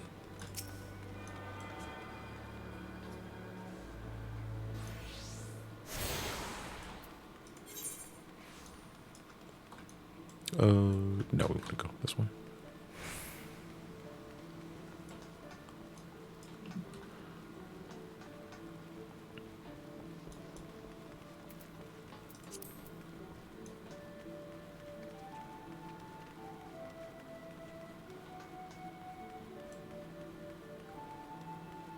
Never forget the Brave New World stream where that chest said Necrode because you renamed the character. I don't recall that detail specifically, Surgeon.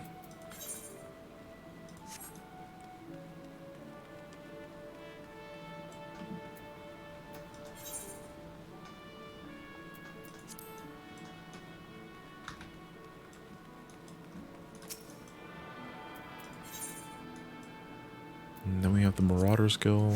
Am I forgetting any other Aetherite? Well, we'll know for sure if we get a prompt after we attune to the next one if we're done. It's kind of a weird thing about Aetherites and city-states is that once you attune to all the Aetherites in the city-state, you also can teleport to specific ventures outside of it. And I never quite got the correlation of that. Because calling Locke's name in the code used less memory than having a game print out locked, so it called Locke's name and used this case Necro. That's right. That's right. So if we want, it's because the first few letters of locked is lock. So if we change lock to Necro, that's right. The chest literally just looks like get necroed, idiot.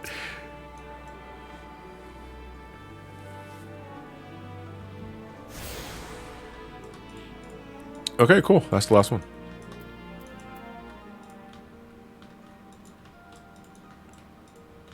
Yeah, I know. Stop. Oh, that's right. Hold on. That's right. I'm overthinking the fucking envoy stuff because we literally just we head here to meet with the head of the city-state and then we leave. I'm thinking we still had other things to do. It's like no, we're already back. We're already on our way to Gridania. Actually, no, wait. Then I'm gonna. Or hold on. Let's take 5 minutes. Not 5 minutes. I'm gonna just take 2 minutes and get myself a bottle of water, and I'll be right back.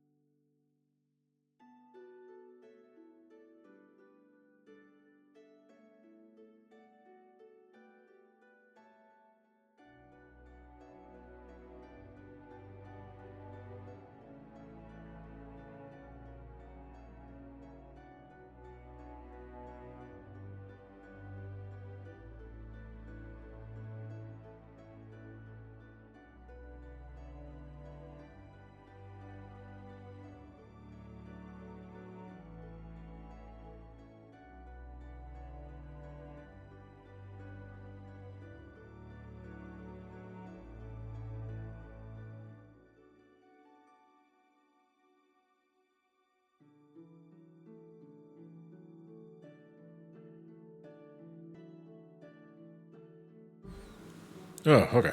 I have returned. Back to the main feed. Am I in Gridania yet? No, okay, I stopped moving. That's right.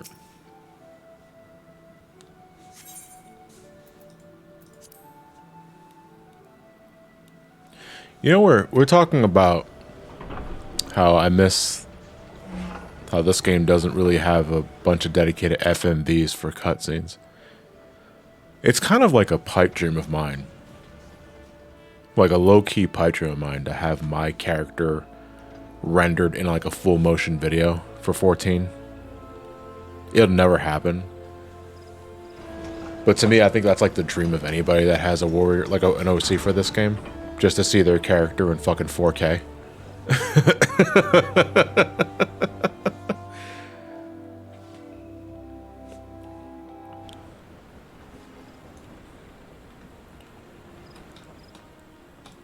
Maybe the graphical update will give it hope. I mean, I'm really looking forward to the 7.0 graphical update. At the same time, like it's kind of like bittersweet. Because when you think about it, like whenever 7.0 drops and the update is coming, you got to look at your character and you realize this character is never going to look like this ever again.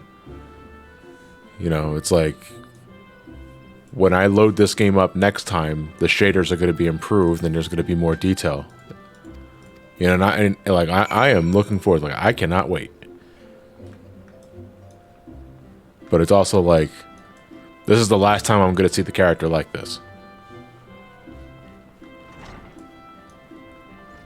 That's what mods are for. Yeah, I know. Can we get some legacy servers and play a Realm Reborn as it is?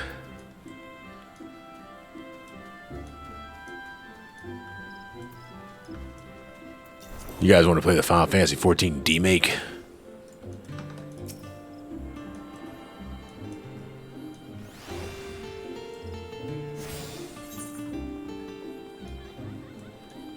Alright, that is the main Aetheryte Plaza. Which one is left here? That is the one in Archer's Guild all the way well. Gridania's Aetherites are so fucking far apart. Like, they are so scattered. Like, you have the main Aetherite, and then you have the Archer's Guild, which is just all by its fucking lonesome over there. I went the wrong way.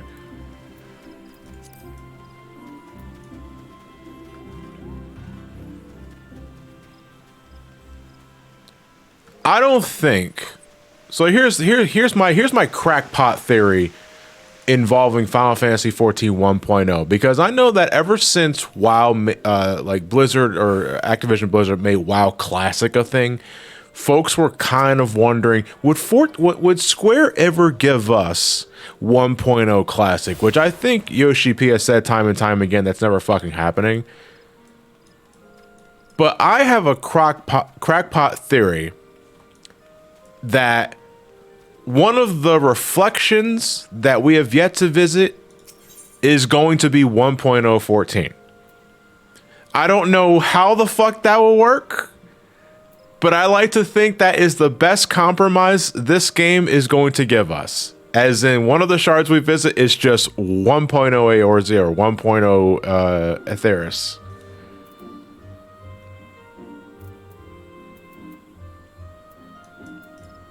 I think that'd be pretty interesting to see.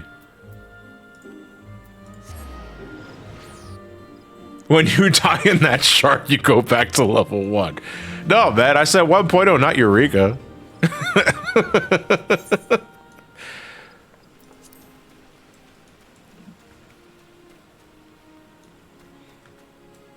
Should have worn your tinfoil hat for that one, John. Fuck you, Xena, alright? I'm having fun. Found the no fun police. Let's see, how many are here? Fucking 1, 2, 3, 4, 5. Okay, yeah, they're all over here.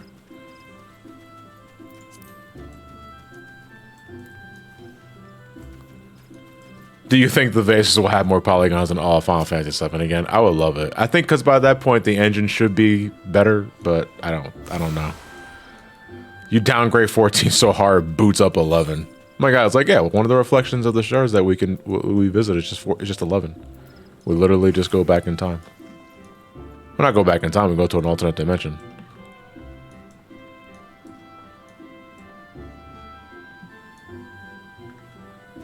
The shard is just the 11 launcher.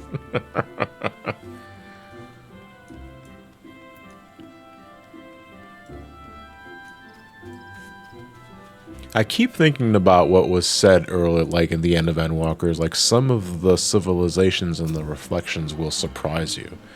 And I think about that and I was like, now how could a reflection of the source, a civilization of the reflection of the source surprise me? And my immediate thought, I shit you not, was that it was just a 1.0 reflection. And I know that won't mean much to some folks who are just getting into the game and shit like that, but I think that you can have fun with that. Like, I think you can have a lot of fun with that. But Lord knows how long it'll be before we visit another reflection, so. I mean, outside of the one we're already revisiting, so... Well, not revisiting, but visiting over. High-tech shard would be nice. I mean, we already are surrounded with a bunch of high-tech shit. Crow, is it Krotfrick? You know, because elegant technology is pretty much high-tech as much as you can take it. Are you talking more about, like, modern technology? Because I think high-tech and modern tech are two different things in the context of 14th World. You know, if, like, some of the reflections technology or advance is pretty much just this game's justification for, like, going to a more modern setting. Like, if you're going to, like, a more contemporary setting like Final Fantasy VII, using the reflections as an excuse for that, then they can definitely go that way with it. I kind of hope they don't anytime soon. But I see them definitely doing something with that. It's like, we want to have 14 in a more contemporary setting without it actually changing anything for the planet or Eorzea itself. So we use the reflections as an excuse for that. I want to see the iPhone in Final Fantasy 14, damn it. Well, I do have the fucking, what the hell is this damn emote called? The fucking tombstone. Do I have that? I forget if, like, yeah, you get that for every character here. Here you go. Here's your iPhone.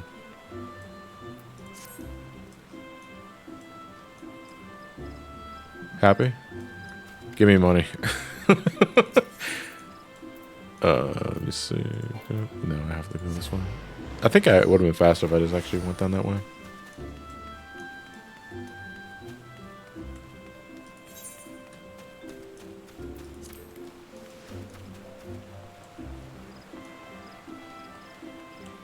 Yeah, that phone emote you get by making an account for the companion app. Or at least just downloading the companion app, because technically your account is just your 14 account.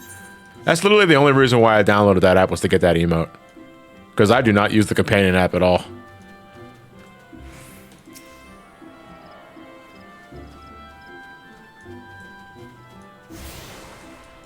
Oh, that's the last one. Excellent. And we're already here. Yeah. I know. Let me move. I'm locked. There we go. And we're going to talk to Amy here.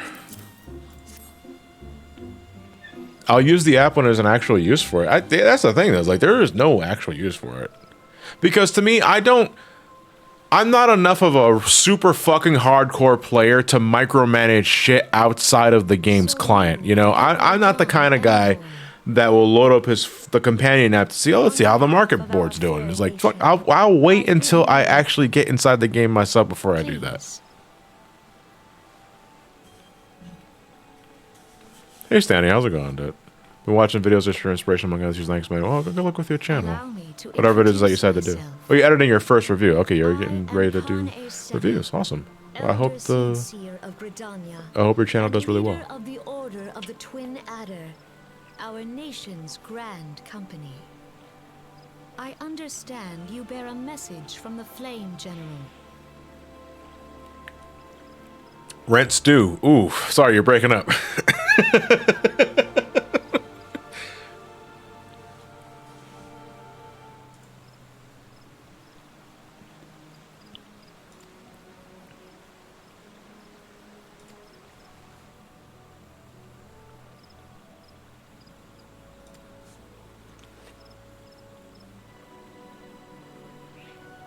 Loved your Sonic and Zelda reviews, and we started about keeping moving. Oh, cool.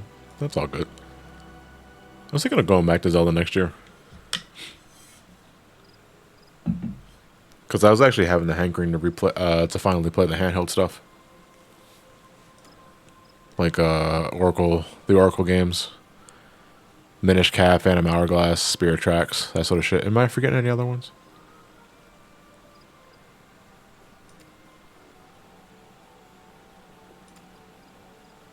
Four Swords, right.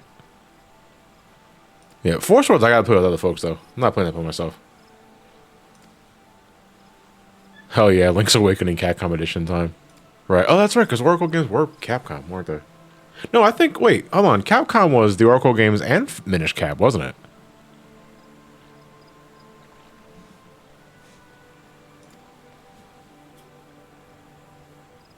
Oh, oh my god, Triforce Heroes. So, you know, get this shit. Triforce Heroes, I have Triforce Heroes for my 3DS. I have not touched it at all. That is a game that I got, like, I think week 1. Haven't picked it up. I have not played it, actually. In fact, if I were to go back and check on that thing right now, I would not be surprised if it was still inside of its plastic wrapping. Actually, I'm very curious.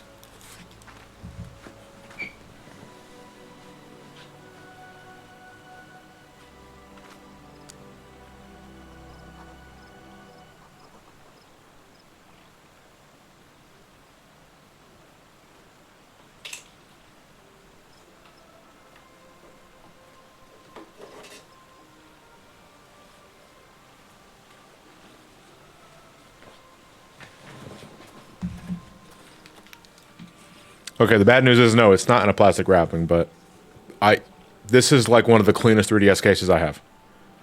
This, holy shit. That took effort to open.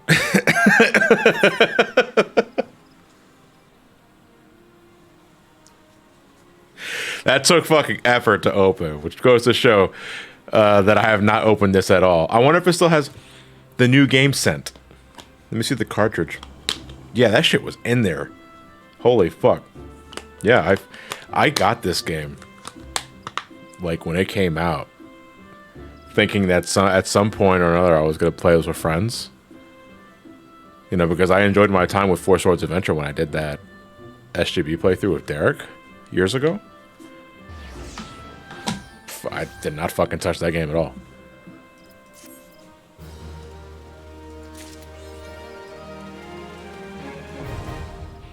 That's interesting. Like, out of Ul'dah. So this... Let me see here. Complete the main scenario quest, the Ul'dah Envoy. So, if I'm not mistaken, if for some fucking reason you were out of your goddamn mind to try and get every single trophy that Final Fantasy XIV offers, you technically have to make 3 characters. Because you get this trophy once you finish the Envoy quest if you start in Ul'dah. I'm assuming if you start in Limsa or Gridania, this quest is out of Limsa or out of Gridania respectively. But those would be considered 3 different trophies. So I think you'd have to make at least 3 different characters in order to get the full completion for that sort of shit.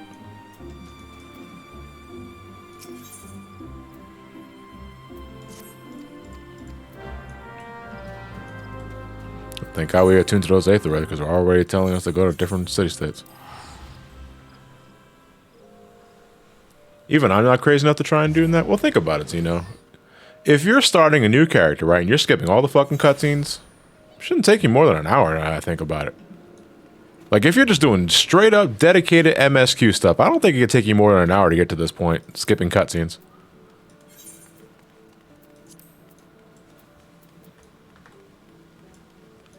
I wonder, like, is 14 something you can even platinum?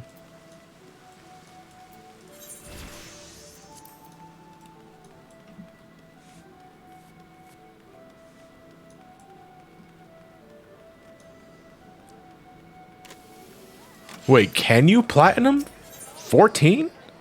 Storm says yes. There is a trophy for it. What the fuck? Oh, so okay. You can platinum, obviously, when I'm saying platinum, that means on consoles, but like, what is asked of you on the PlayStation to platinum Final Fantasy XIV?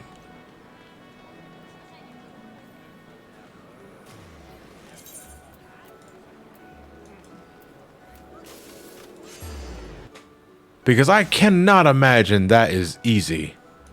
3,000 fates? Well, I mean, if you do that over the course of time, I actually wonder how many fates I've done with my main character over the course of the 7 years I've been playing this game.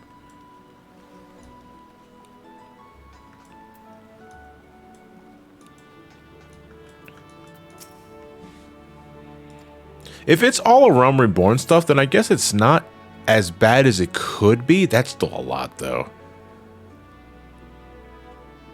I actually don't need all that stuff because my the Hall of the Novice clothes that I'm wearing will carry me for a considerable long time. Okay, we're about to enter our first dungeon because it's probably pirates is what unlocks Sastasha. We're about to do our first dungeon, ladies and gentlemen. And I think I'm one of the few that doesn't mind when they get this dungeon in a leveling roulette. Because I have a lot of fondness for Sastasha personally because of my first time ever going into this place. Because when I first played this game, first played this game, I'm talking about when I was making all that content for that sponsored video that I made years ago, I started as a marauder. Like, my first job was a tank. Because marauder, well, they wield axes, and I love wielding axes in games. So I wanted to play that. And then Lewis tells me, okay, well, your job is a tank. I was like, what does that mean? I was like, that means it's your job to aggro the enemies and make sure they don't hit anybody else. I was like, oh, shit, I have a lot of responsibility. And though we were playing, my first time in a dungeon, I was playing with Lewis and two of his friends. I was still, like, nervous as a motherfucker. Like, my anxiety skyrockets so fucking fast because, no, you're the tank. You have to make sure that the enemy's focus is on you and you can't let them touch your other buddies. You know, and to me, I thought that meant, like, okay, I just don't let them get hit at all, because if I let them get hit, then I'm a failure. It's like, it ain't that deep, dude, especially if it's for Sastasha. The first dungeon, it ain't that deep. But, like, still, I think about that. I always think about my first time in Sastasha and how nerve-wracking it was. And that's why I don't mind it. Oh, boy, we got blue quest marks. One of them is Lebs, I think. Rising to the challenge. Oh, wait, the challenge log?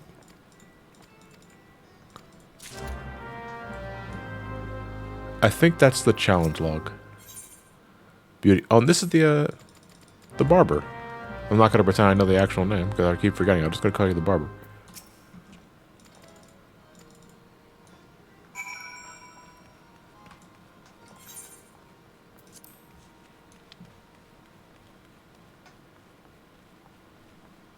Yeah, what Neko said. The Barber.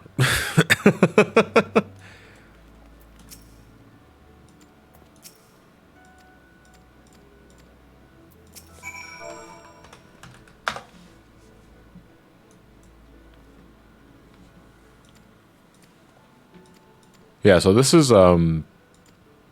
this dude is how you, oh, good lord, you have to go through all the 3 major city-states in order to finish this quest. All right, you can wait. If this person is hounding you, miss, you're going to have to wait. I'm sorry. Because I'm going to go do other things right now.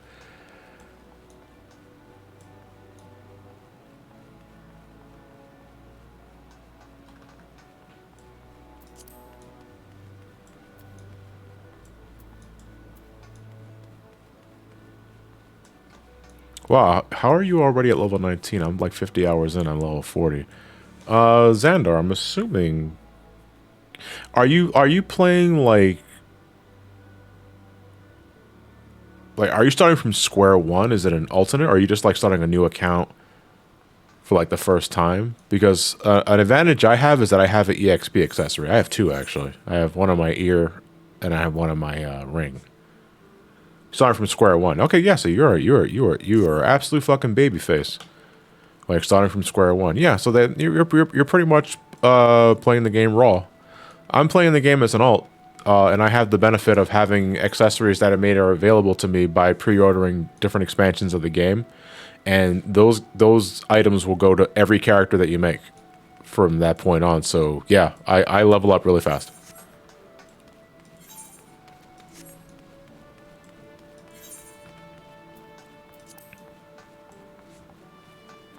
Oh, you're on the free trial. Okay. Well, that would probably explain it.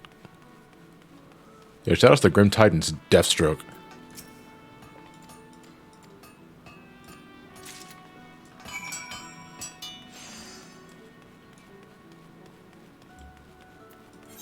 Yeah, the free trial is actually really fucking nuts how much it lets you play before you actually have to pay. I think it lets you go into the end of Heavensward.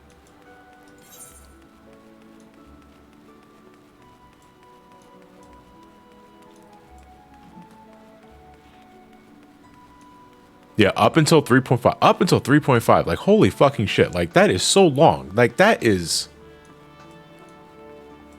That is easily... God, like how much is it? That's over 100 hours. Like that is over 100 hours just given to you free.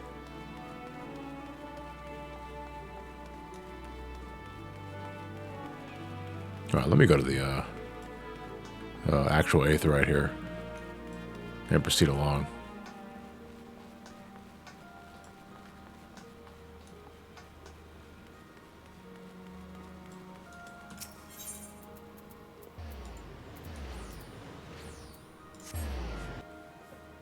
It was so good that it needed to be it needed to be stopped. Yeah, they had to stop selling the free trial for a while there. I believe it was when Endwalker launched, and because the servers were so congested for so long, they disabled the free trial. And then someone made like the anti meme macro for the free trial. It's like, there is no free trial, go home.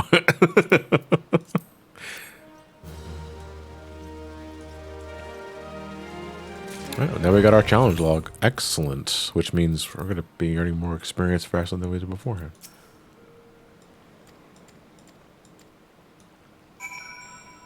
Speak with the seasoned veteran at the Hall of the Novice. Well, I already did that, though. Take me to Alaport.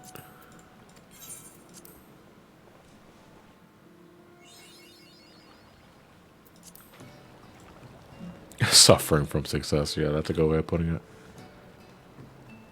The game's so fucking good you can't play it. It's Final Fantasy XIV.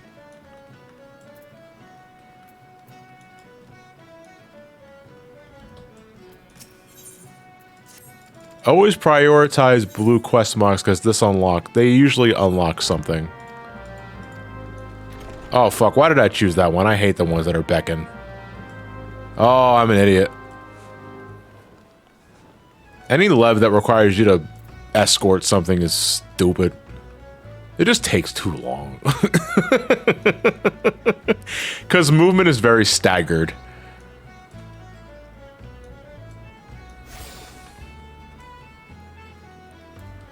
I might as well do it though. Also, speak to your chocobo keeps. You will likely rarely use chocobo keeps, but they're good to have anyway.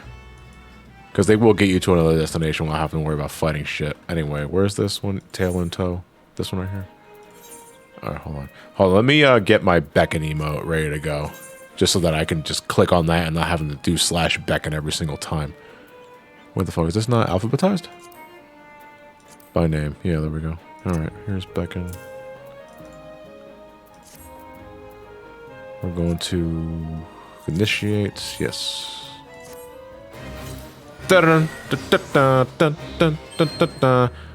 Use beckon to lead the emotes to save it to a specified location. Where are we going? Alright. Come on. Over here. That was like literally 5 fucking feet. Are you kidding me? You can't move more than 5 fucking feet, dude? Holy shit. This is why I hate this shit. This is why I hate this. I hate Beckon Quest. That's a wall. We're going this way.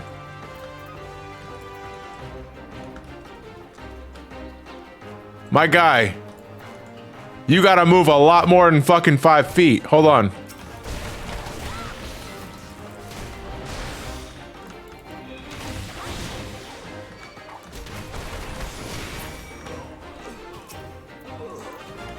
Alright, let's go. Let's go. Let's go. Don't stare at the corpse. That's rude. The first 4 letters of your name is meme.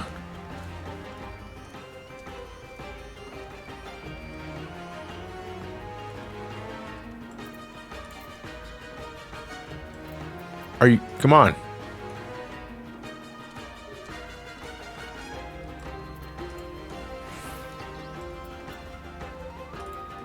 Oh, for God's sakes. Hold on, stay here.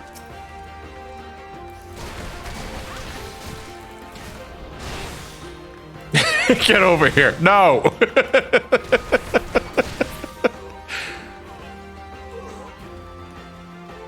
Can't I, like, push him?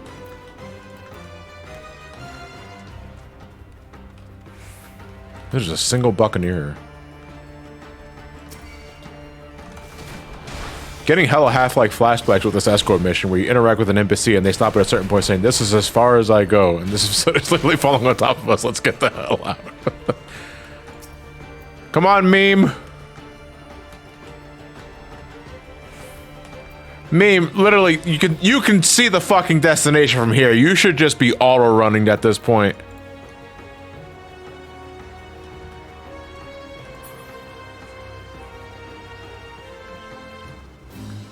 Thanks, meme. Go to hell, meme.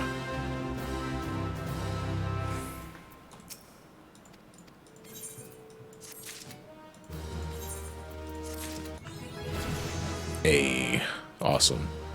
So the thing about levs, I mean, you're not going to be using them a whole bunch because they're really not worth the hassle for battle experience specifically, but when you are offered a lev and you initiate it, you have the option to increase the difficulty by like 4 levels, and you get more experience that way if you manage to do it.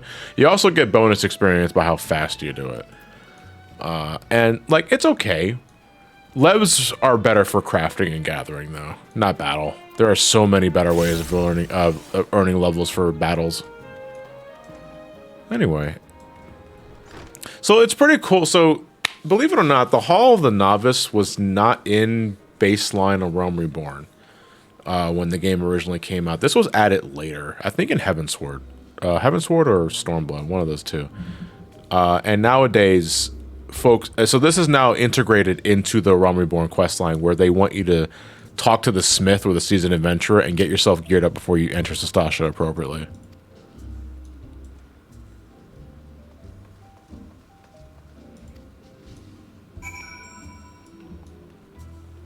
But because I did the Hall of the Novice stuff earlier off screen, we don't have to waste time with that.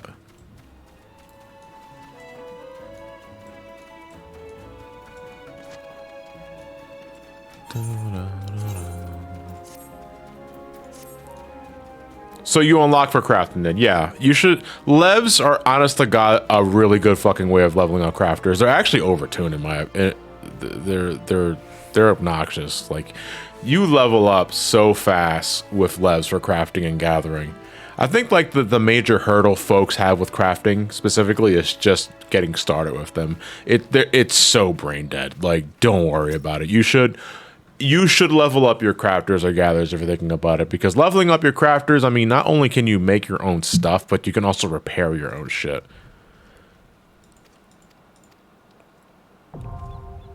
Alright, duty support is unlocked, and that means Sastasha is now available. Our first dungeon is now good to go. There's like, oh wow, they really just give you this whole shebang for their first one. I understand what I must do, yes. So, this game now has duty support for a Realm Reborn dungeon, which means if I wanted to, I can play these dungeons solo with a group of NPCs. We're not going to be doing that though, because I feel that as an MMO, you should be playing this game with other people. So that said, I need 3 heads for Sastasha. And I will offer invites to the first few people that can meet me here in this locale, in Diabolo specifically.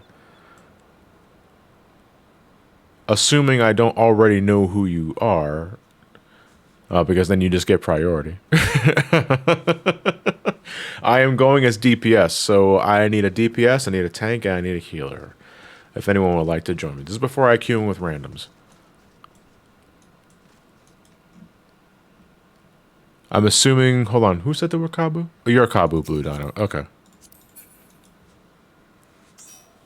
Finally. Some call me Carrie. I'll probably be there for the next one. Oh, man, we should play this. Yeah, man, it's fine, it's fine. Look at that, level 20. We must shop at the same store. You're like a fucking Earth Day Magneto. You're gonna be terrible? I'll be the judge of that. It's literally Sastasha, don't worry about it. Who the fuck was that? I just saw somebody fly their ass down here. I'm assuming, Kenda, you're watching the stream. So I'm going to send you an invite. Where are you going as Kenda? You're a healer. Okay, cool. And we have our next DPS. Go back to DPS, right? There we go. All right, we have our party. Yeah, Blue Dino, you're gonna be absolutely fine. Don't worry about it. We got the squad up here. Honestly, if me and Ray are DPSing, things are gonna melt. We are gonna be absolutely fine. All right, let me do a raid check. Make sure these guys are good to go. Do I have my ACT on? No, I don't. Okay. Just making sure. I do parse myself every once in a while to get better. But, don't worry about that, actually.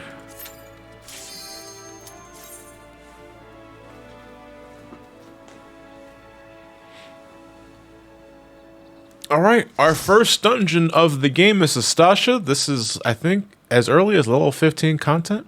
And we are here to put pirates in their place. And since we are exploring this dungeon, we're going to be going the whole 9 yards, because this dungeon actually has a really cool extra scene that you can only see if you go to the room specifically, and I love it because it's a fucking bar fight.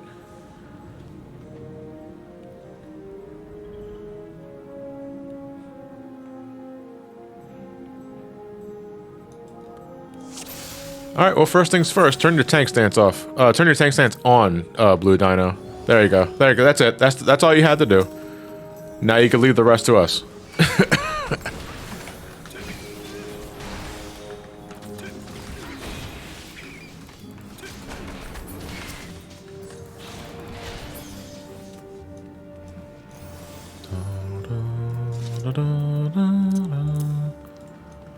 I think the thing that disappoints me most about a Realm Reborn dungeon music is that it has an opening for the dungeon itself. It lasts like a minute, and then it's just silence.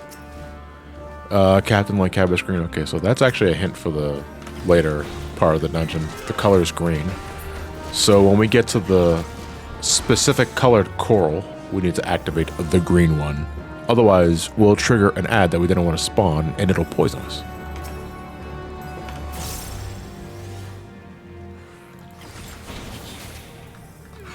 Is this boss, is the boss's place the Sahagins? Yes, it is. Oh, is this in Record Keeper? Did they make us a Sastasha reference in Record Keeper?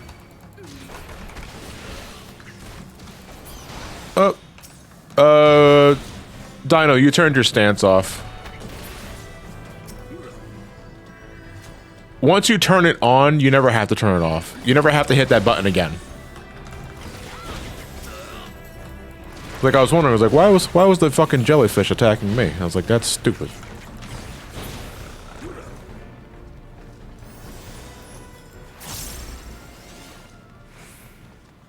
Hey Game Freak, how's it going? I'm doing just fine. We technically don't have to fight those Shade Seekers, so we can probably just move on this way. There we go.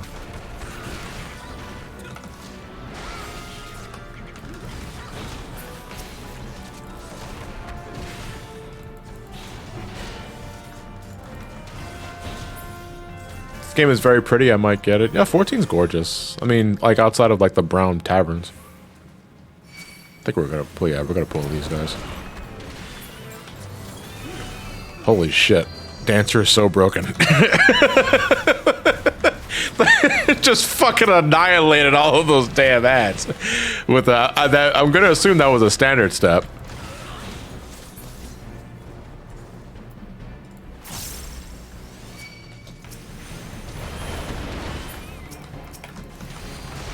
Yeah, it was standard step. Okay, yeah. Standard step is kind of obnoxious early on.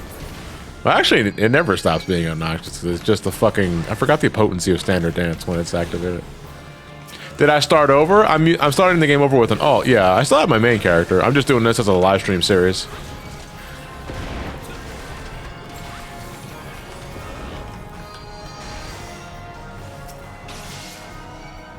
$720 potency for a fucking, like, week 1 skill? Jesus.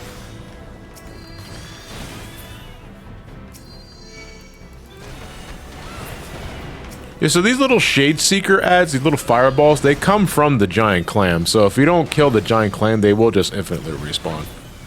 Alright, so that note that we read earlier said something about something green, and what that is it's a hint for these formations. So what happens is that there's a secret switch here over on the door, but you gotta activate the right coral to show it.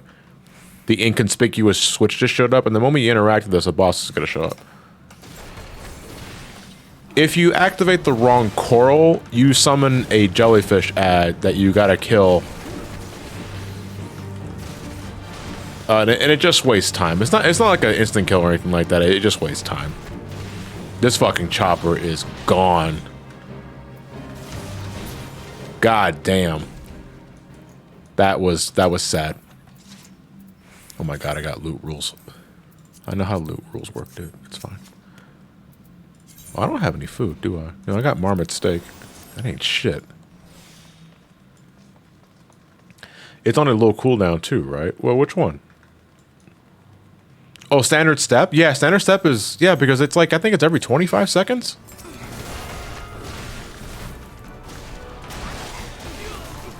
Man, I don't have an AoE attack this early. 30 seconds. That's every 30 seconds. Alright, thank you. I think I fucking Ray and Kenda answering that at the same time. What did they call that? Stereo?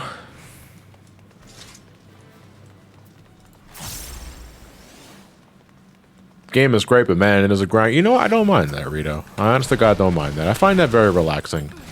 Your mileage may vary on the kind of grind, I will give you that, but you know, I level capped jobs to the max so many damn times in this game. It's cathartic to me. It's very relaxing. Holy fucking shit, he's already running away.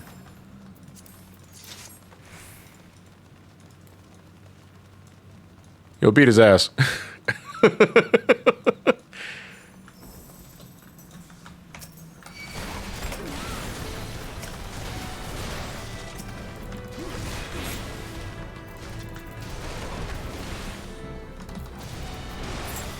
Go get him, Ray!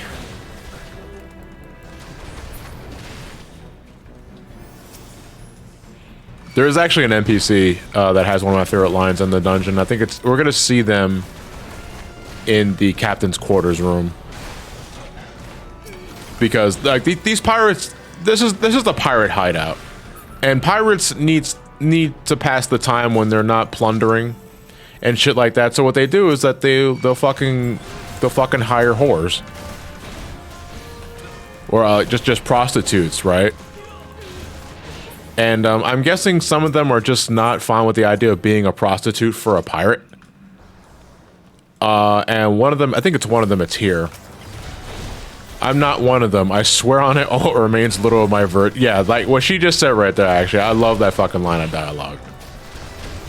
Like, I'm not one of them. I swear on it. I swear on what little remains of my virtue. Yeah, something like that.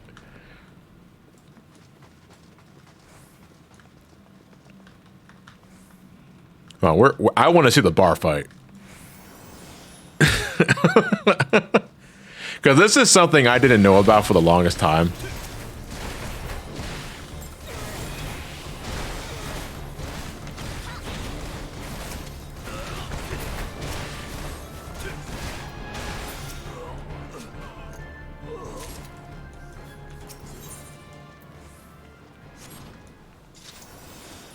Let me see. Oh, there are 3 levels here.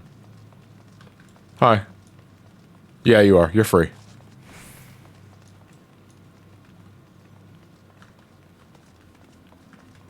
Please, my lord, I'm ever so sore. Holy shit. Yes, I am here for the gangbang.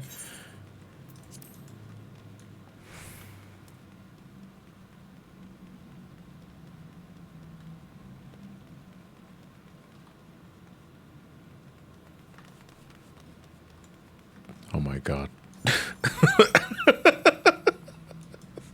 I wasn't sure if you had to leave them alone for it, but yeah, but this is just a bar fight. Like, this is just something. No, Blue Donna, let them fight. Let them fight, Blue Donna, let them fight. No!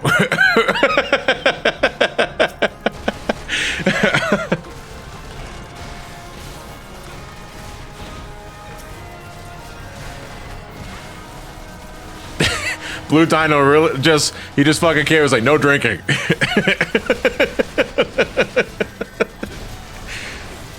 Yeah, he joined in on the bar fight, absolutely.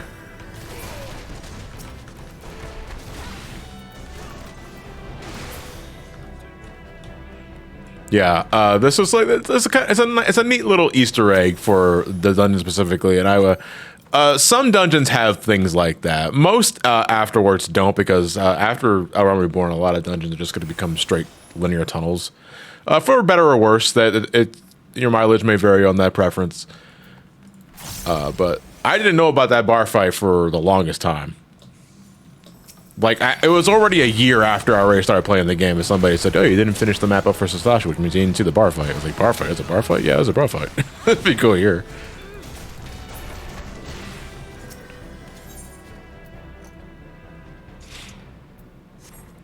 Since I probably missed the relevant tweets, what's your opinion on Frontiers? Well, I'm working on the Frontiers video right now. So that video is going to be good by the end of the week. So the content creator businessman in me says, wait till the video. But if you absolutely need some idea, I thought the game was good. But I got shit to talk about. So I'm going to leave it at that.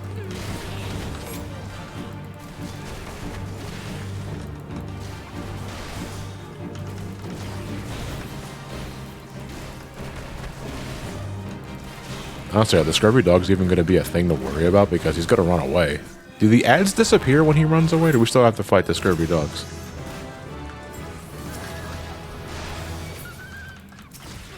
There's camera lock on? Yeah, there is. I don't use it a lot because the thing I don't like about the lock on in this game is that it limits your movement. You see how I can move? You see how like I can move free roaming like this? The moment I lock onto an enemy, like, it puts me on an auto strafe, and when I back up, my character does he does a backwards walk, and it's so slow. You can also not go past the enemy's hitbox when you're locked onto a target. See the ring underneath their feet? When you're locked on, you can't walk past that. As opposed to not locking on, which you can do whatever the hell you want. See, this is me not locked onto the enemy. I can freeform pretty much around them as much as I please. Locking on prevents that. The only reason why you would lock on, in my eyes, is just to get a better cinematic view for the encounter. Because, you know, the one thing that is kind of just a weird, like, the one thing that's weird about watching a lot of high-end Final Fantasy XIV players, or fuck, any Final Fantasy XIV player for that matter, is that when they're doing content, most of their camera is them, like, on the ground. And, the camera's pointed towards the ground and it's centered on the character. And like, and that's cool, you'll never lose track of your character, but it's also like, man, I really am just sure as shit watching the floor. So when you lock onto to an enemy, you at least have a better cinematic view, so it's something more interesting for your viewers to look at. But rest assured, the lock-on is not good. Get fucked, Captain What's-His-Face. I forgot his name already.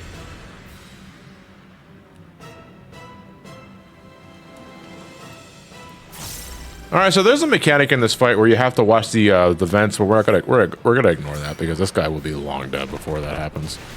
Okay, see, so I lock on, and you get a good view of the guy. You know? Actually, I can probably get even better view if I zoom in.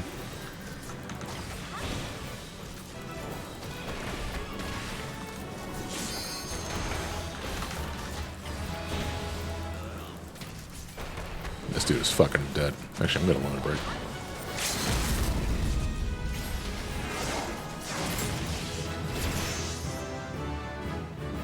I gained 2 fucking levels in this dungeon, man. I'm already...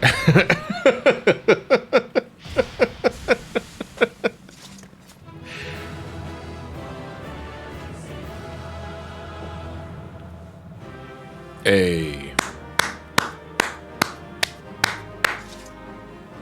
GG. Shake my hand.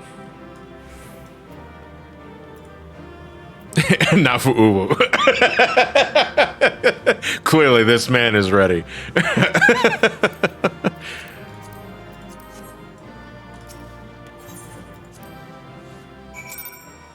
What did the lyrics say? So there is actual lyrics to the victory theme. I think the actual lyric for the victory theme in this game is by Crystal's Light or something like that. I'm not sure. Does anybody actually know the translation of like the Latin that's being said?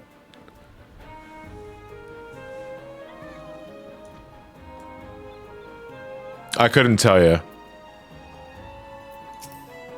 But anyway, we're going to disband this party because we're going to continue on for a little bit longer. We're probably going to go for like another 20 minutes. If we unlock another dungeon beforehand, then I'll hit the squad up again. But thank you very much, Kenda, Ray, and Blue Dino for your assistance.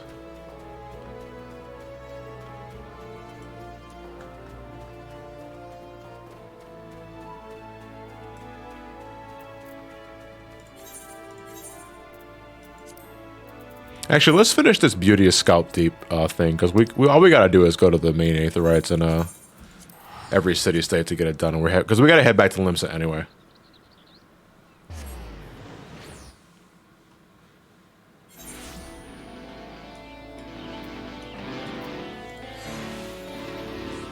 The Carpenter's Guild, okay.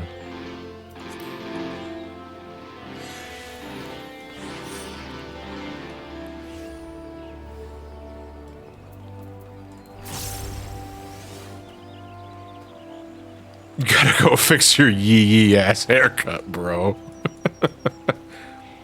Yeah, Daniel, you did pretty good. Did fucking better than I did when I was first playing the game. Oh wait, I gotta go inside the building actually. The fuck is this thing?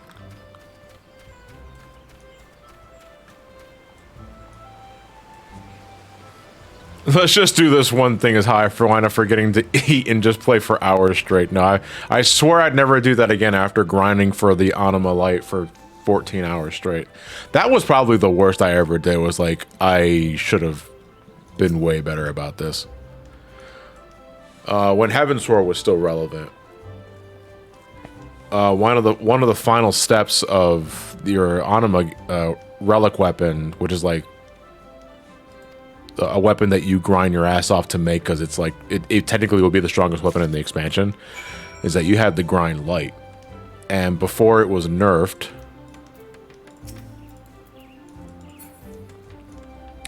before the light was nerfed, you had to grind so much of that, and I did that shit when it was relevant, and it took us 14 hours straight to get the weapon completed. Now, I only slightly regret my time doing that. But at the same time, it was fun. But also, I'm never fucking doing that again. Because that shit sucked. And don't get me wrong, like, there is always going to be a really grindy part of a relic grind. But I've learned to better break apart my time spent on it, you know? What time was it when I finished? It was 9 o'clock in the morning, because I started around 5 that afternoon the previous day.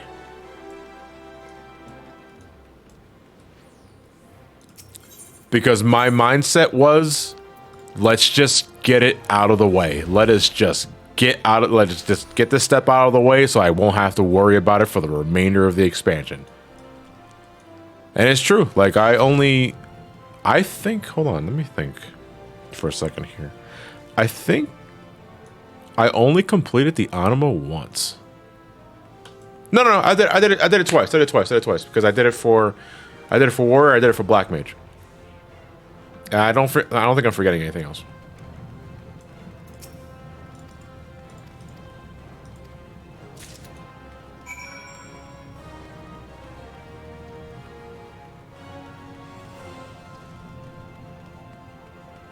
Yeah, I have to stress though, when I did the Relic again for Black Mage, the last step to the quest was heavily nerfed.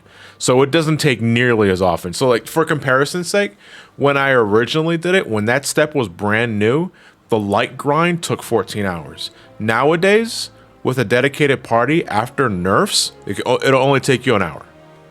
Like, it'll only take you an hour, maybe 2. That's how much they nerfed it since. Because they always do that.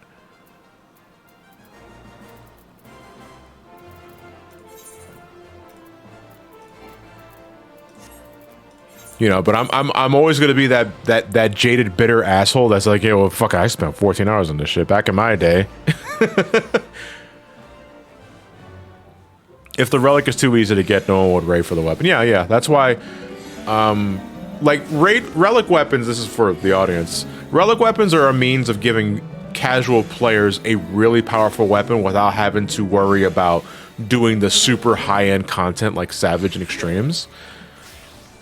But you have, it is a work in progress. It is not something you can get done in a day without doing heavy time investment like that 14-hour thing I was talking about earlier. It's like, realistically, you're not doing that regularly, and I wouldn't encourage anybody to do that.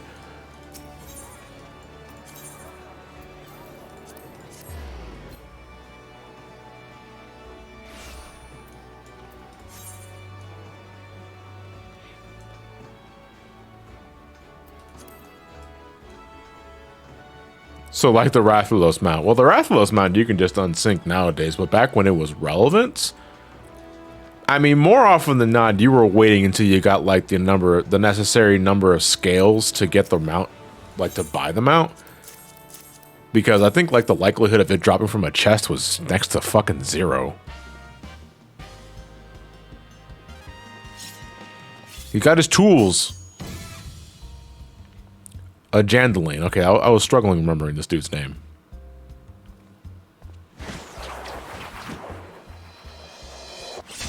Murder. Okay, like, I get the... I mean, he not only changed the hairstyle and the color, but he also added a very unnecessary butterfly tattoo on the cheek.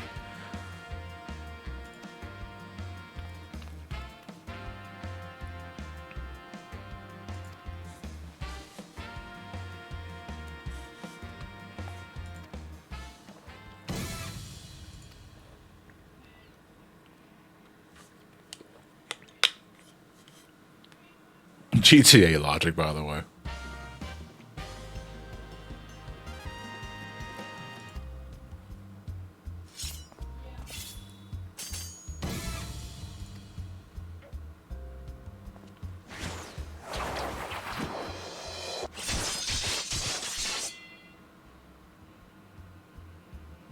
It doesn't work, because I have a fucking hat on, idiot!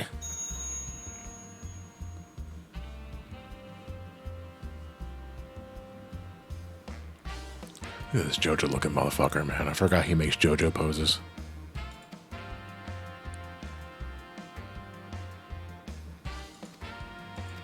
Yeah, so after doing this quest, we have access to the Barber. I know, like the technical term is like Aesthetician or something like that. Fuck, I know, I'm ignorant.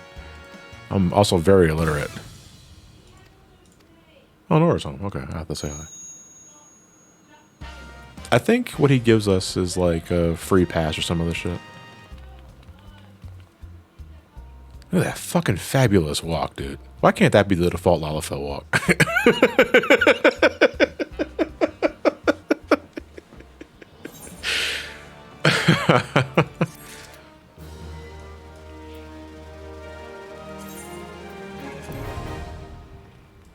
Alright, now we can get our hair cut or our hair changed anytime we want. We can also change our hair color. Because that's gay. Well, I'm very gay then. Let me be gay. We mean happy, right? That kind of gay.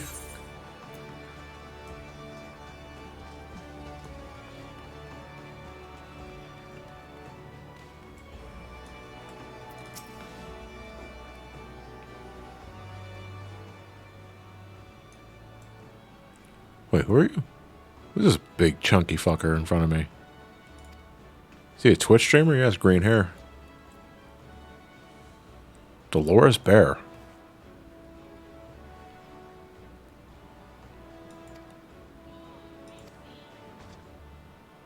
I'm trying to think, like, where do we see these two people specifically? Or are they just adventurers? I think they're just standard adventurers.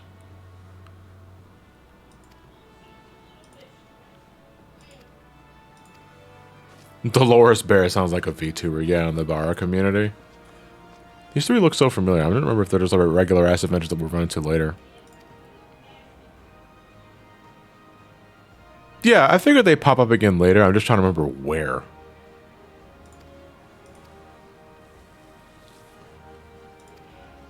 Because at first I was thinking of like the the party with what's her face.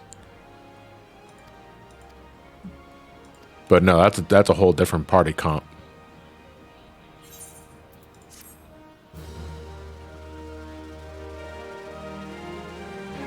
I'm trying to remember the one. Her name Etta. Her name is Etta, right? Etta and her party comp. No, that's a very different party comp, and for all the wrong reasons.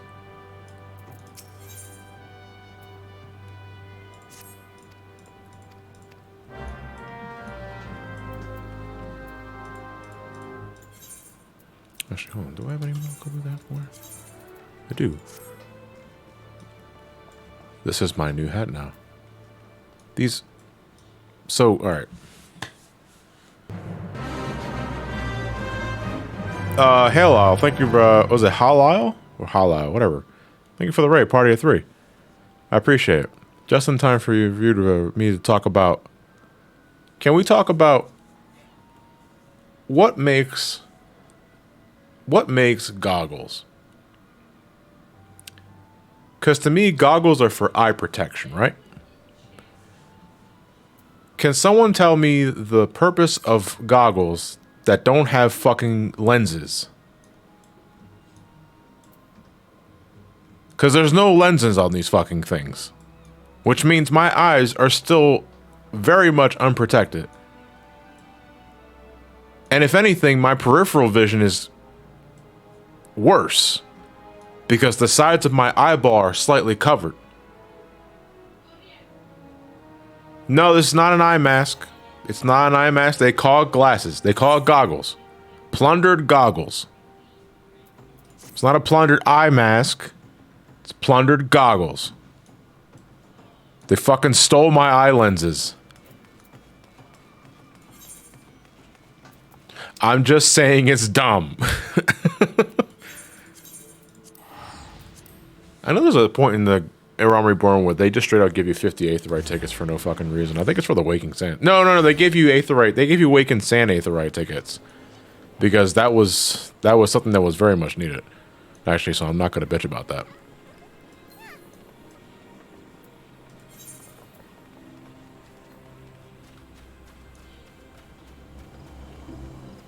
Hey, you know what? I should have teleported to the airship landing and go upstairs. That would have been faster.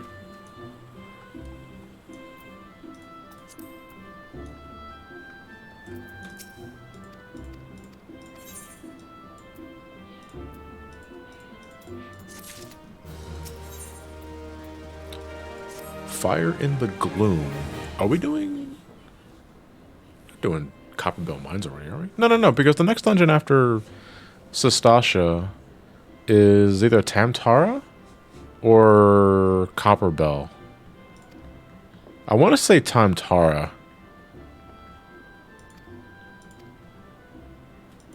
Yeah, it's Tamtara. Okay. All right. Yeah, I'll always blank on that one. I think, no. I'm trying to remember the point in time where dungeons become optional, and I think it's Halatali first. I think Halatali is the first optional dungeon. Or is Halatali mandatory?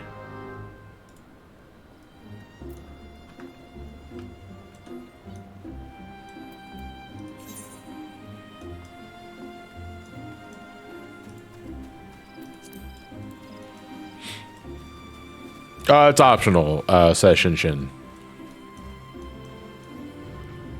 Basically, every dungeon in the trust list is mandatory. Okay, well, see, I'm still not familiar with, like, the trust system, because the trust system was just recently introduced for Realm Reborn, specifically, and I normally don't use trusts. We're gonna go to Central Shroud, because we had there anyway. Alright, looks like we'll have time for one more dungeon. If we're doing Tamtara now, then we can just do that real quick. So I might have to call in the squad again. You should trust more, John. Listen, I trust my team will not die when I'm running a dungeon with the trust system, but I do not trust my team to move and attack at the same time. That is the thing that drives me fucking insane with the trust system in Final Fantasy XIV is that they will prioritize avoiding mechanics before doing anything fucking else. They will move out of the way and not do goddamn shit until the mechanic resolves. It's like, you are more than capable of attacking and dodging mechanics at the same time. My god, this boss is still alive.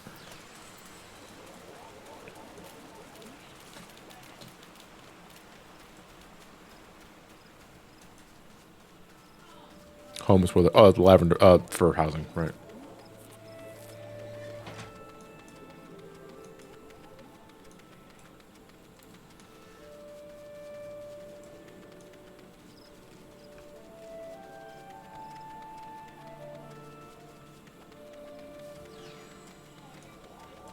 I feel like John was one of those people that wore goggles in high school. I wore goggles in college, actually.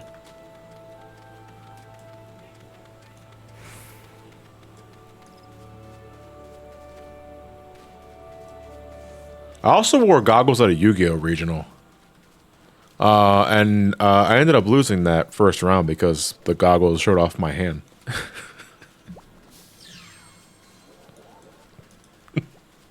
I'm actually not kidding.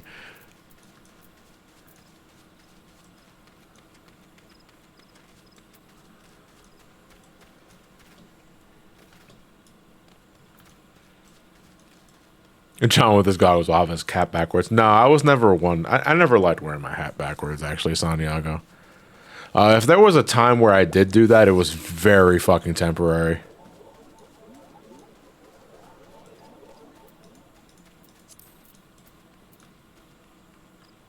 That's a big-ass scorpion. Hey, guys. Everything good here? That's a skeleton.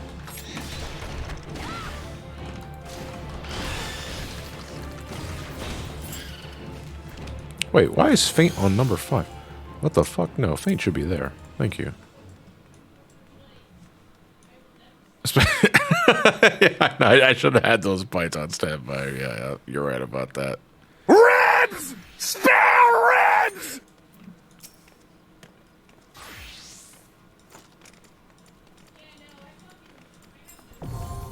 Alright, Tamtara is unlocked. And this is likely going to be the last thing we do. Because I have raid in about an hour.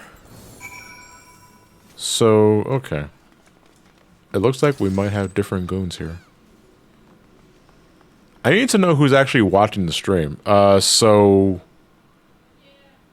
If you're watching the stream... I mean, you're poking me. If you're watching the stream... Do your default dance. And I'm not talking the Fortnite dance. I'm just talking about your race-specific dance. That way I know you're actually watching the stream. Okay, yeah, you guys are watching the stream. Alright. Alright, you. You got a tank, you, and hold on a second. Hold on. I see Ray here. I'm gonna see Ash, I know you're standing here and I know you're here, but I have to prioritize Ray because he's a friend.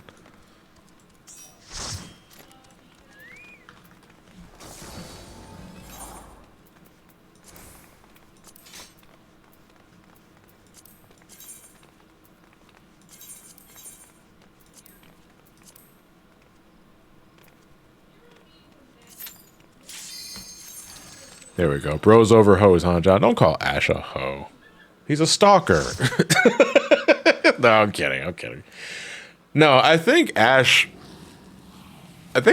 was a part of the Brain Scratch Free Company a long ass fucking time ago. Because they found, because they knew that I was playing the game or some of the shit. I don't remember the exact story, but.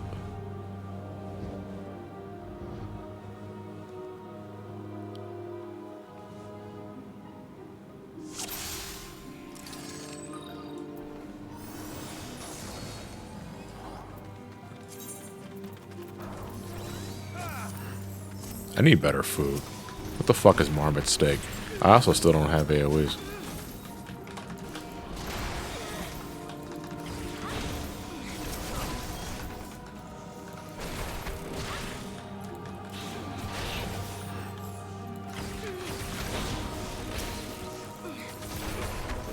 Oh, I see. Not good enough for this dungeon run? Yes. Jeez, John, you're such an asshole. I still don't have an AoE. I just want to arm and destroy everything. Like, I feel bad that I'm only able to single target shit.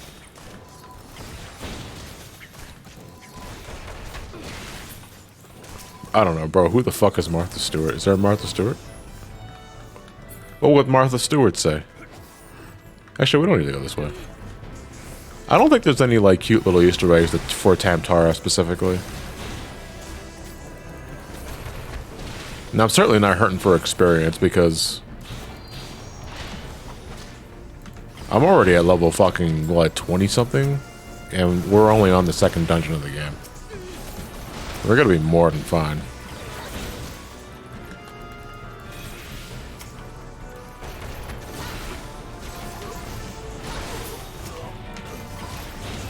She does look like a lady who has a fist in her ass 24/7, though. Who, are you talking about Martha Stewart? I'm so confused. Are we still talking Martha Stewart? Okay.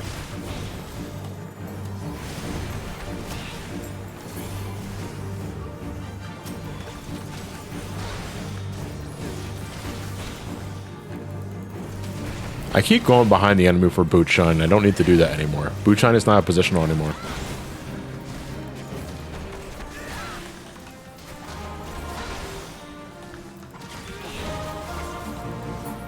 Wait, automod caught look like a lady?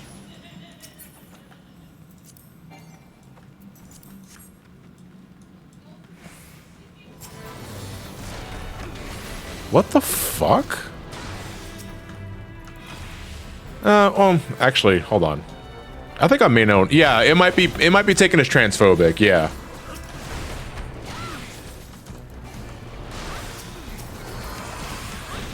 Actually, now that I say it out loud, yeah.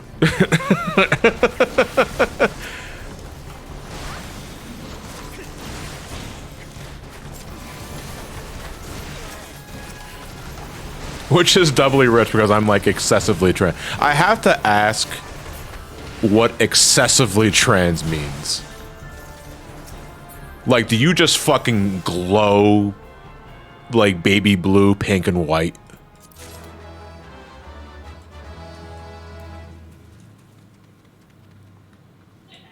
You just glow. You just straight up glow. That's awesome. But that also means you might be potentially radioactive.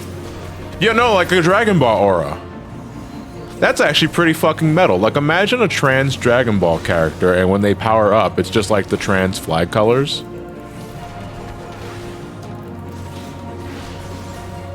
Or Spider-Man, you're right.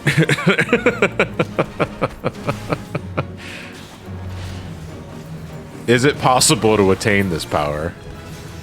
Not from a tiff.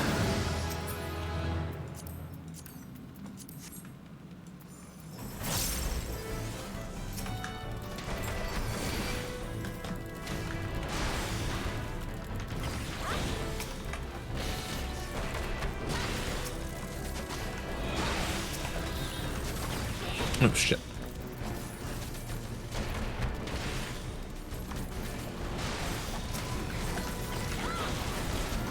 Time to radiate estrogen. Absolutely. Shout out to all my trans community fans here. You will always be welcomed. You know, until, you know, you start skimping on the rent, then we're gonna have fucking problems.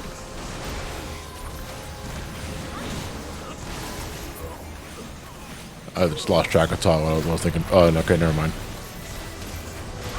I was like, wasn't there another spider here? Yeah, there they are. The Arzons. Fucking, where the hell are my buttons at? Yeah, there we go. The giant enemy spider.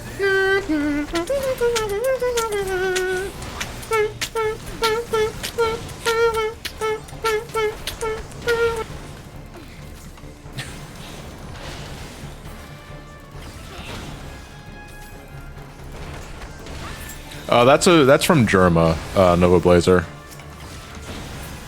The guy's like a fucking living, walking meme.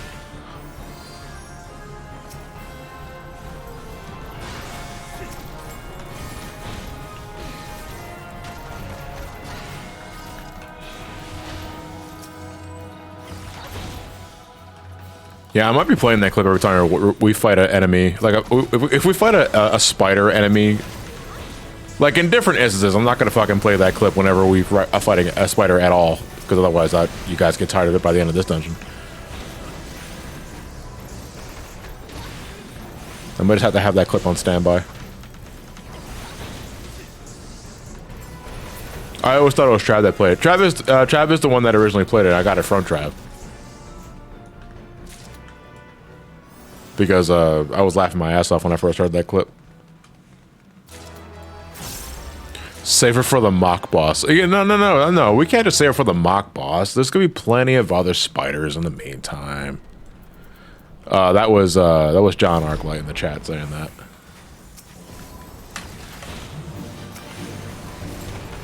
I have to stress again, I really fucking wish I had an AoE attack. This early on, I do not. So I gotta attack all these goons individually.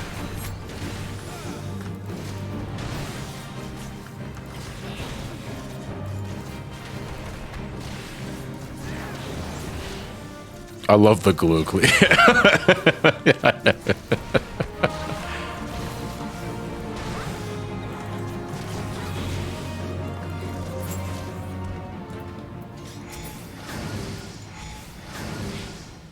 Are there no sweep attacks that do damage around you? I mean, there are. I mean, it depends on the enemy. You know, some enemies are only going to have cones, conal attacks. Some enemies will have all-encompassing attacks. You know, but almost always has an orange AoE marker to let you know, hey, dipshit, get the fuck out of the way. But as the game gets tougher, you have to know what attacks are what based on the actual attack name itself. Because some attacks won't give you a heads up. You just have to know, hey, you should probably get away. Like, one attack that I can think of immediately, so there's a boss later in this game, it's called Nail. And they have an attack called Iron Chariot. And it's a point-blank circle attack, but you don't get a warning for it. You just have to know to get the fuck away when they start casting it. Otherwise, you just get fucking yeeted across the arena, and you die, and you look like an idiot, but it's also funny.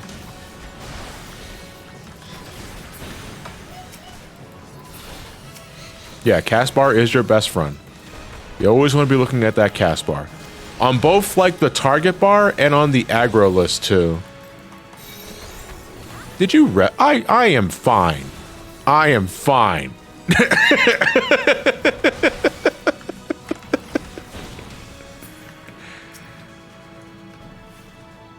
It's the thought that counts.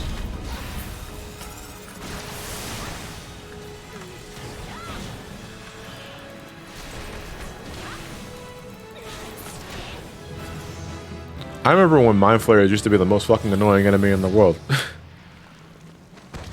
You like fighting these guys in Final Fantasy 1 where they can just randomly one-shot you for no fucking reason? Fucking love that shit.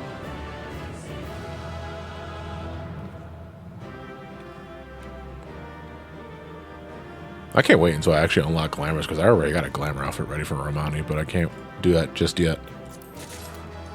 God damn, alright, fine. You guys don't want it?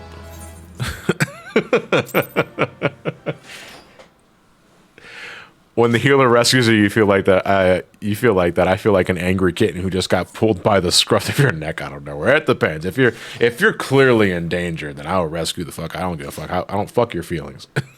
If you're in danger, I'm gonna rescue you. Thank you guys for the help. All right, we are going to head back to Gridania, finish this quest line, and then we're going to call it a wrap. For this impromptu stream. Again, these Final Fantasy 14 streams are going to be incredibly laid back, and I won't probably give anybody a heads up on when I'm going to start going, like, streaming these, because these I'm going to do these whenever the fuck I feel like. I am currently working on the Sonic Frontiers video right now, as in I'm editing it right now, and I'm about 12 minutes in. I was going to say 12 hours. 12 minutes into it. It's going to be over 40 minutes long. 41, I guess, with the sponsor. But that video should be good to go by the end of the weekend. And I hope you guys enjoy it. Because, you know, Sonic video for November and the holidays, man, I'm eating like a king. You know, Sonic videos always do well. Although, not for nothing, the DK64 video did really well, too. And I'm really happy about that. Oh, yeah, speaking of devil, we're actually just talking about Etta, and that's her right there.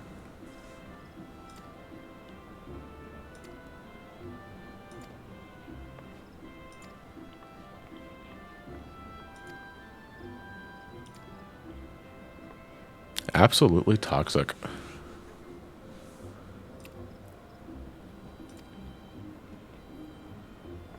No, this party comp, unfortunately, the Etta, that's the healer of the group.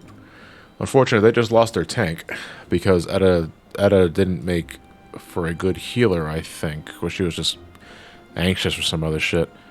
Etta deserves a hug, I would say. Not a drink, a hug. I mean, we'll be seeing Etta later down the road. Multiple times at that. But damn, you know, hindsight's 20/20. Tank ran for the party. Tank died. from probably from running, but still.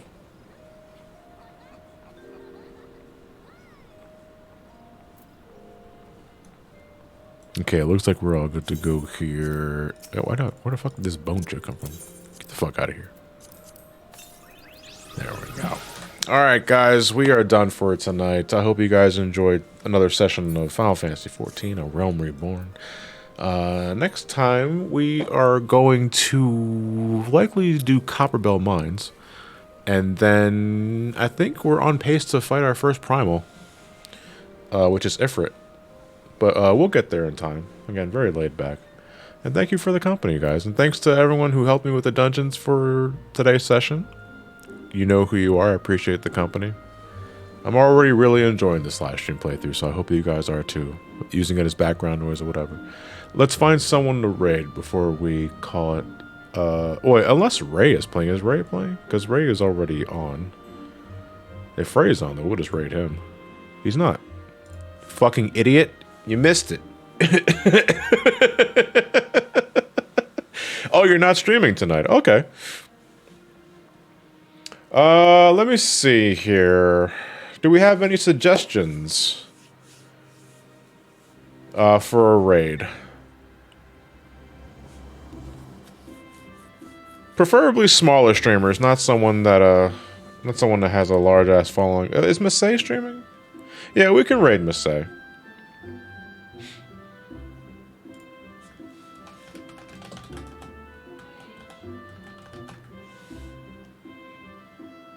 I think that's the name spot, right? Yeah, there we go. Alright,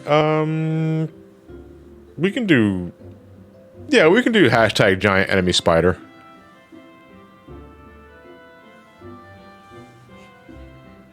You can do giant enemy spider or my victory emote. The little green-haired girl that you see on the emotes. That's fine. Alright, guys. Send me say my love, and I'll see you guys for the next 14 stream whenever that is. And I hope you guys look forward to the Sonic Frontiers video. Have a good night, everybody.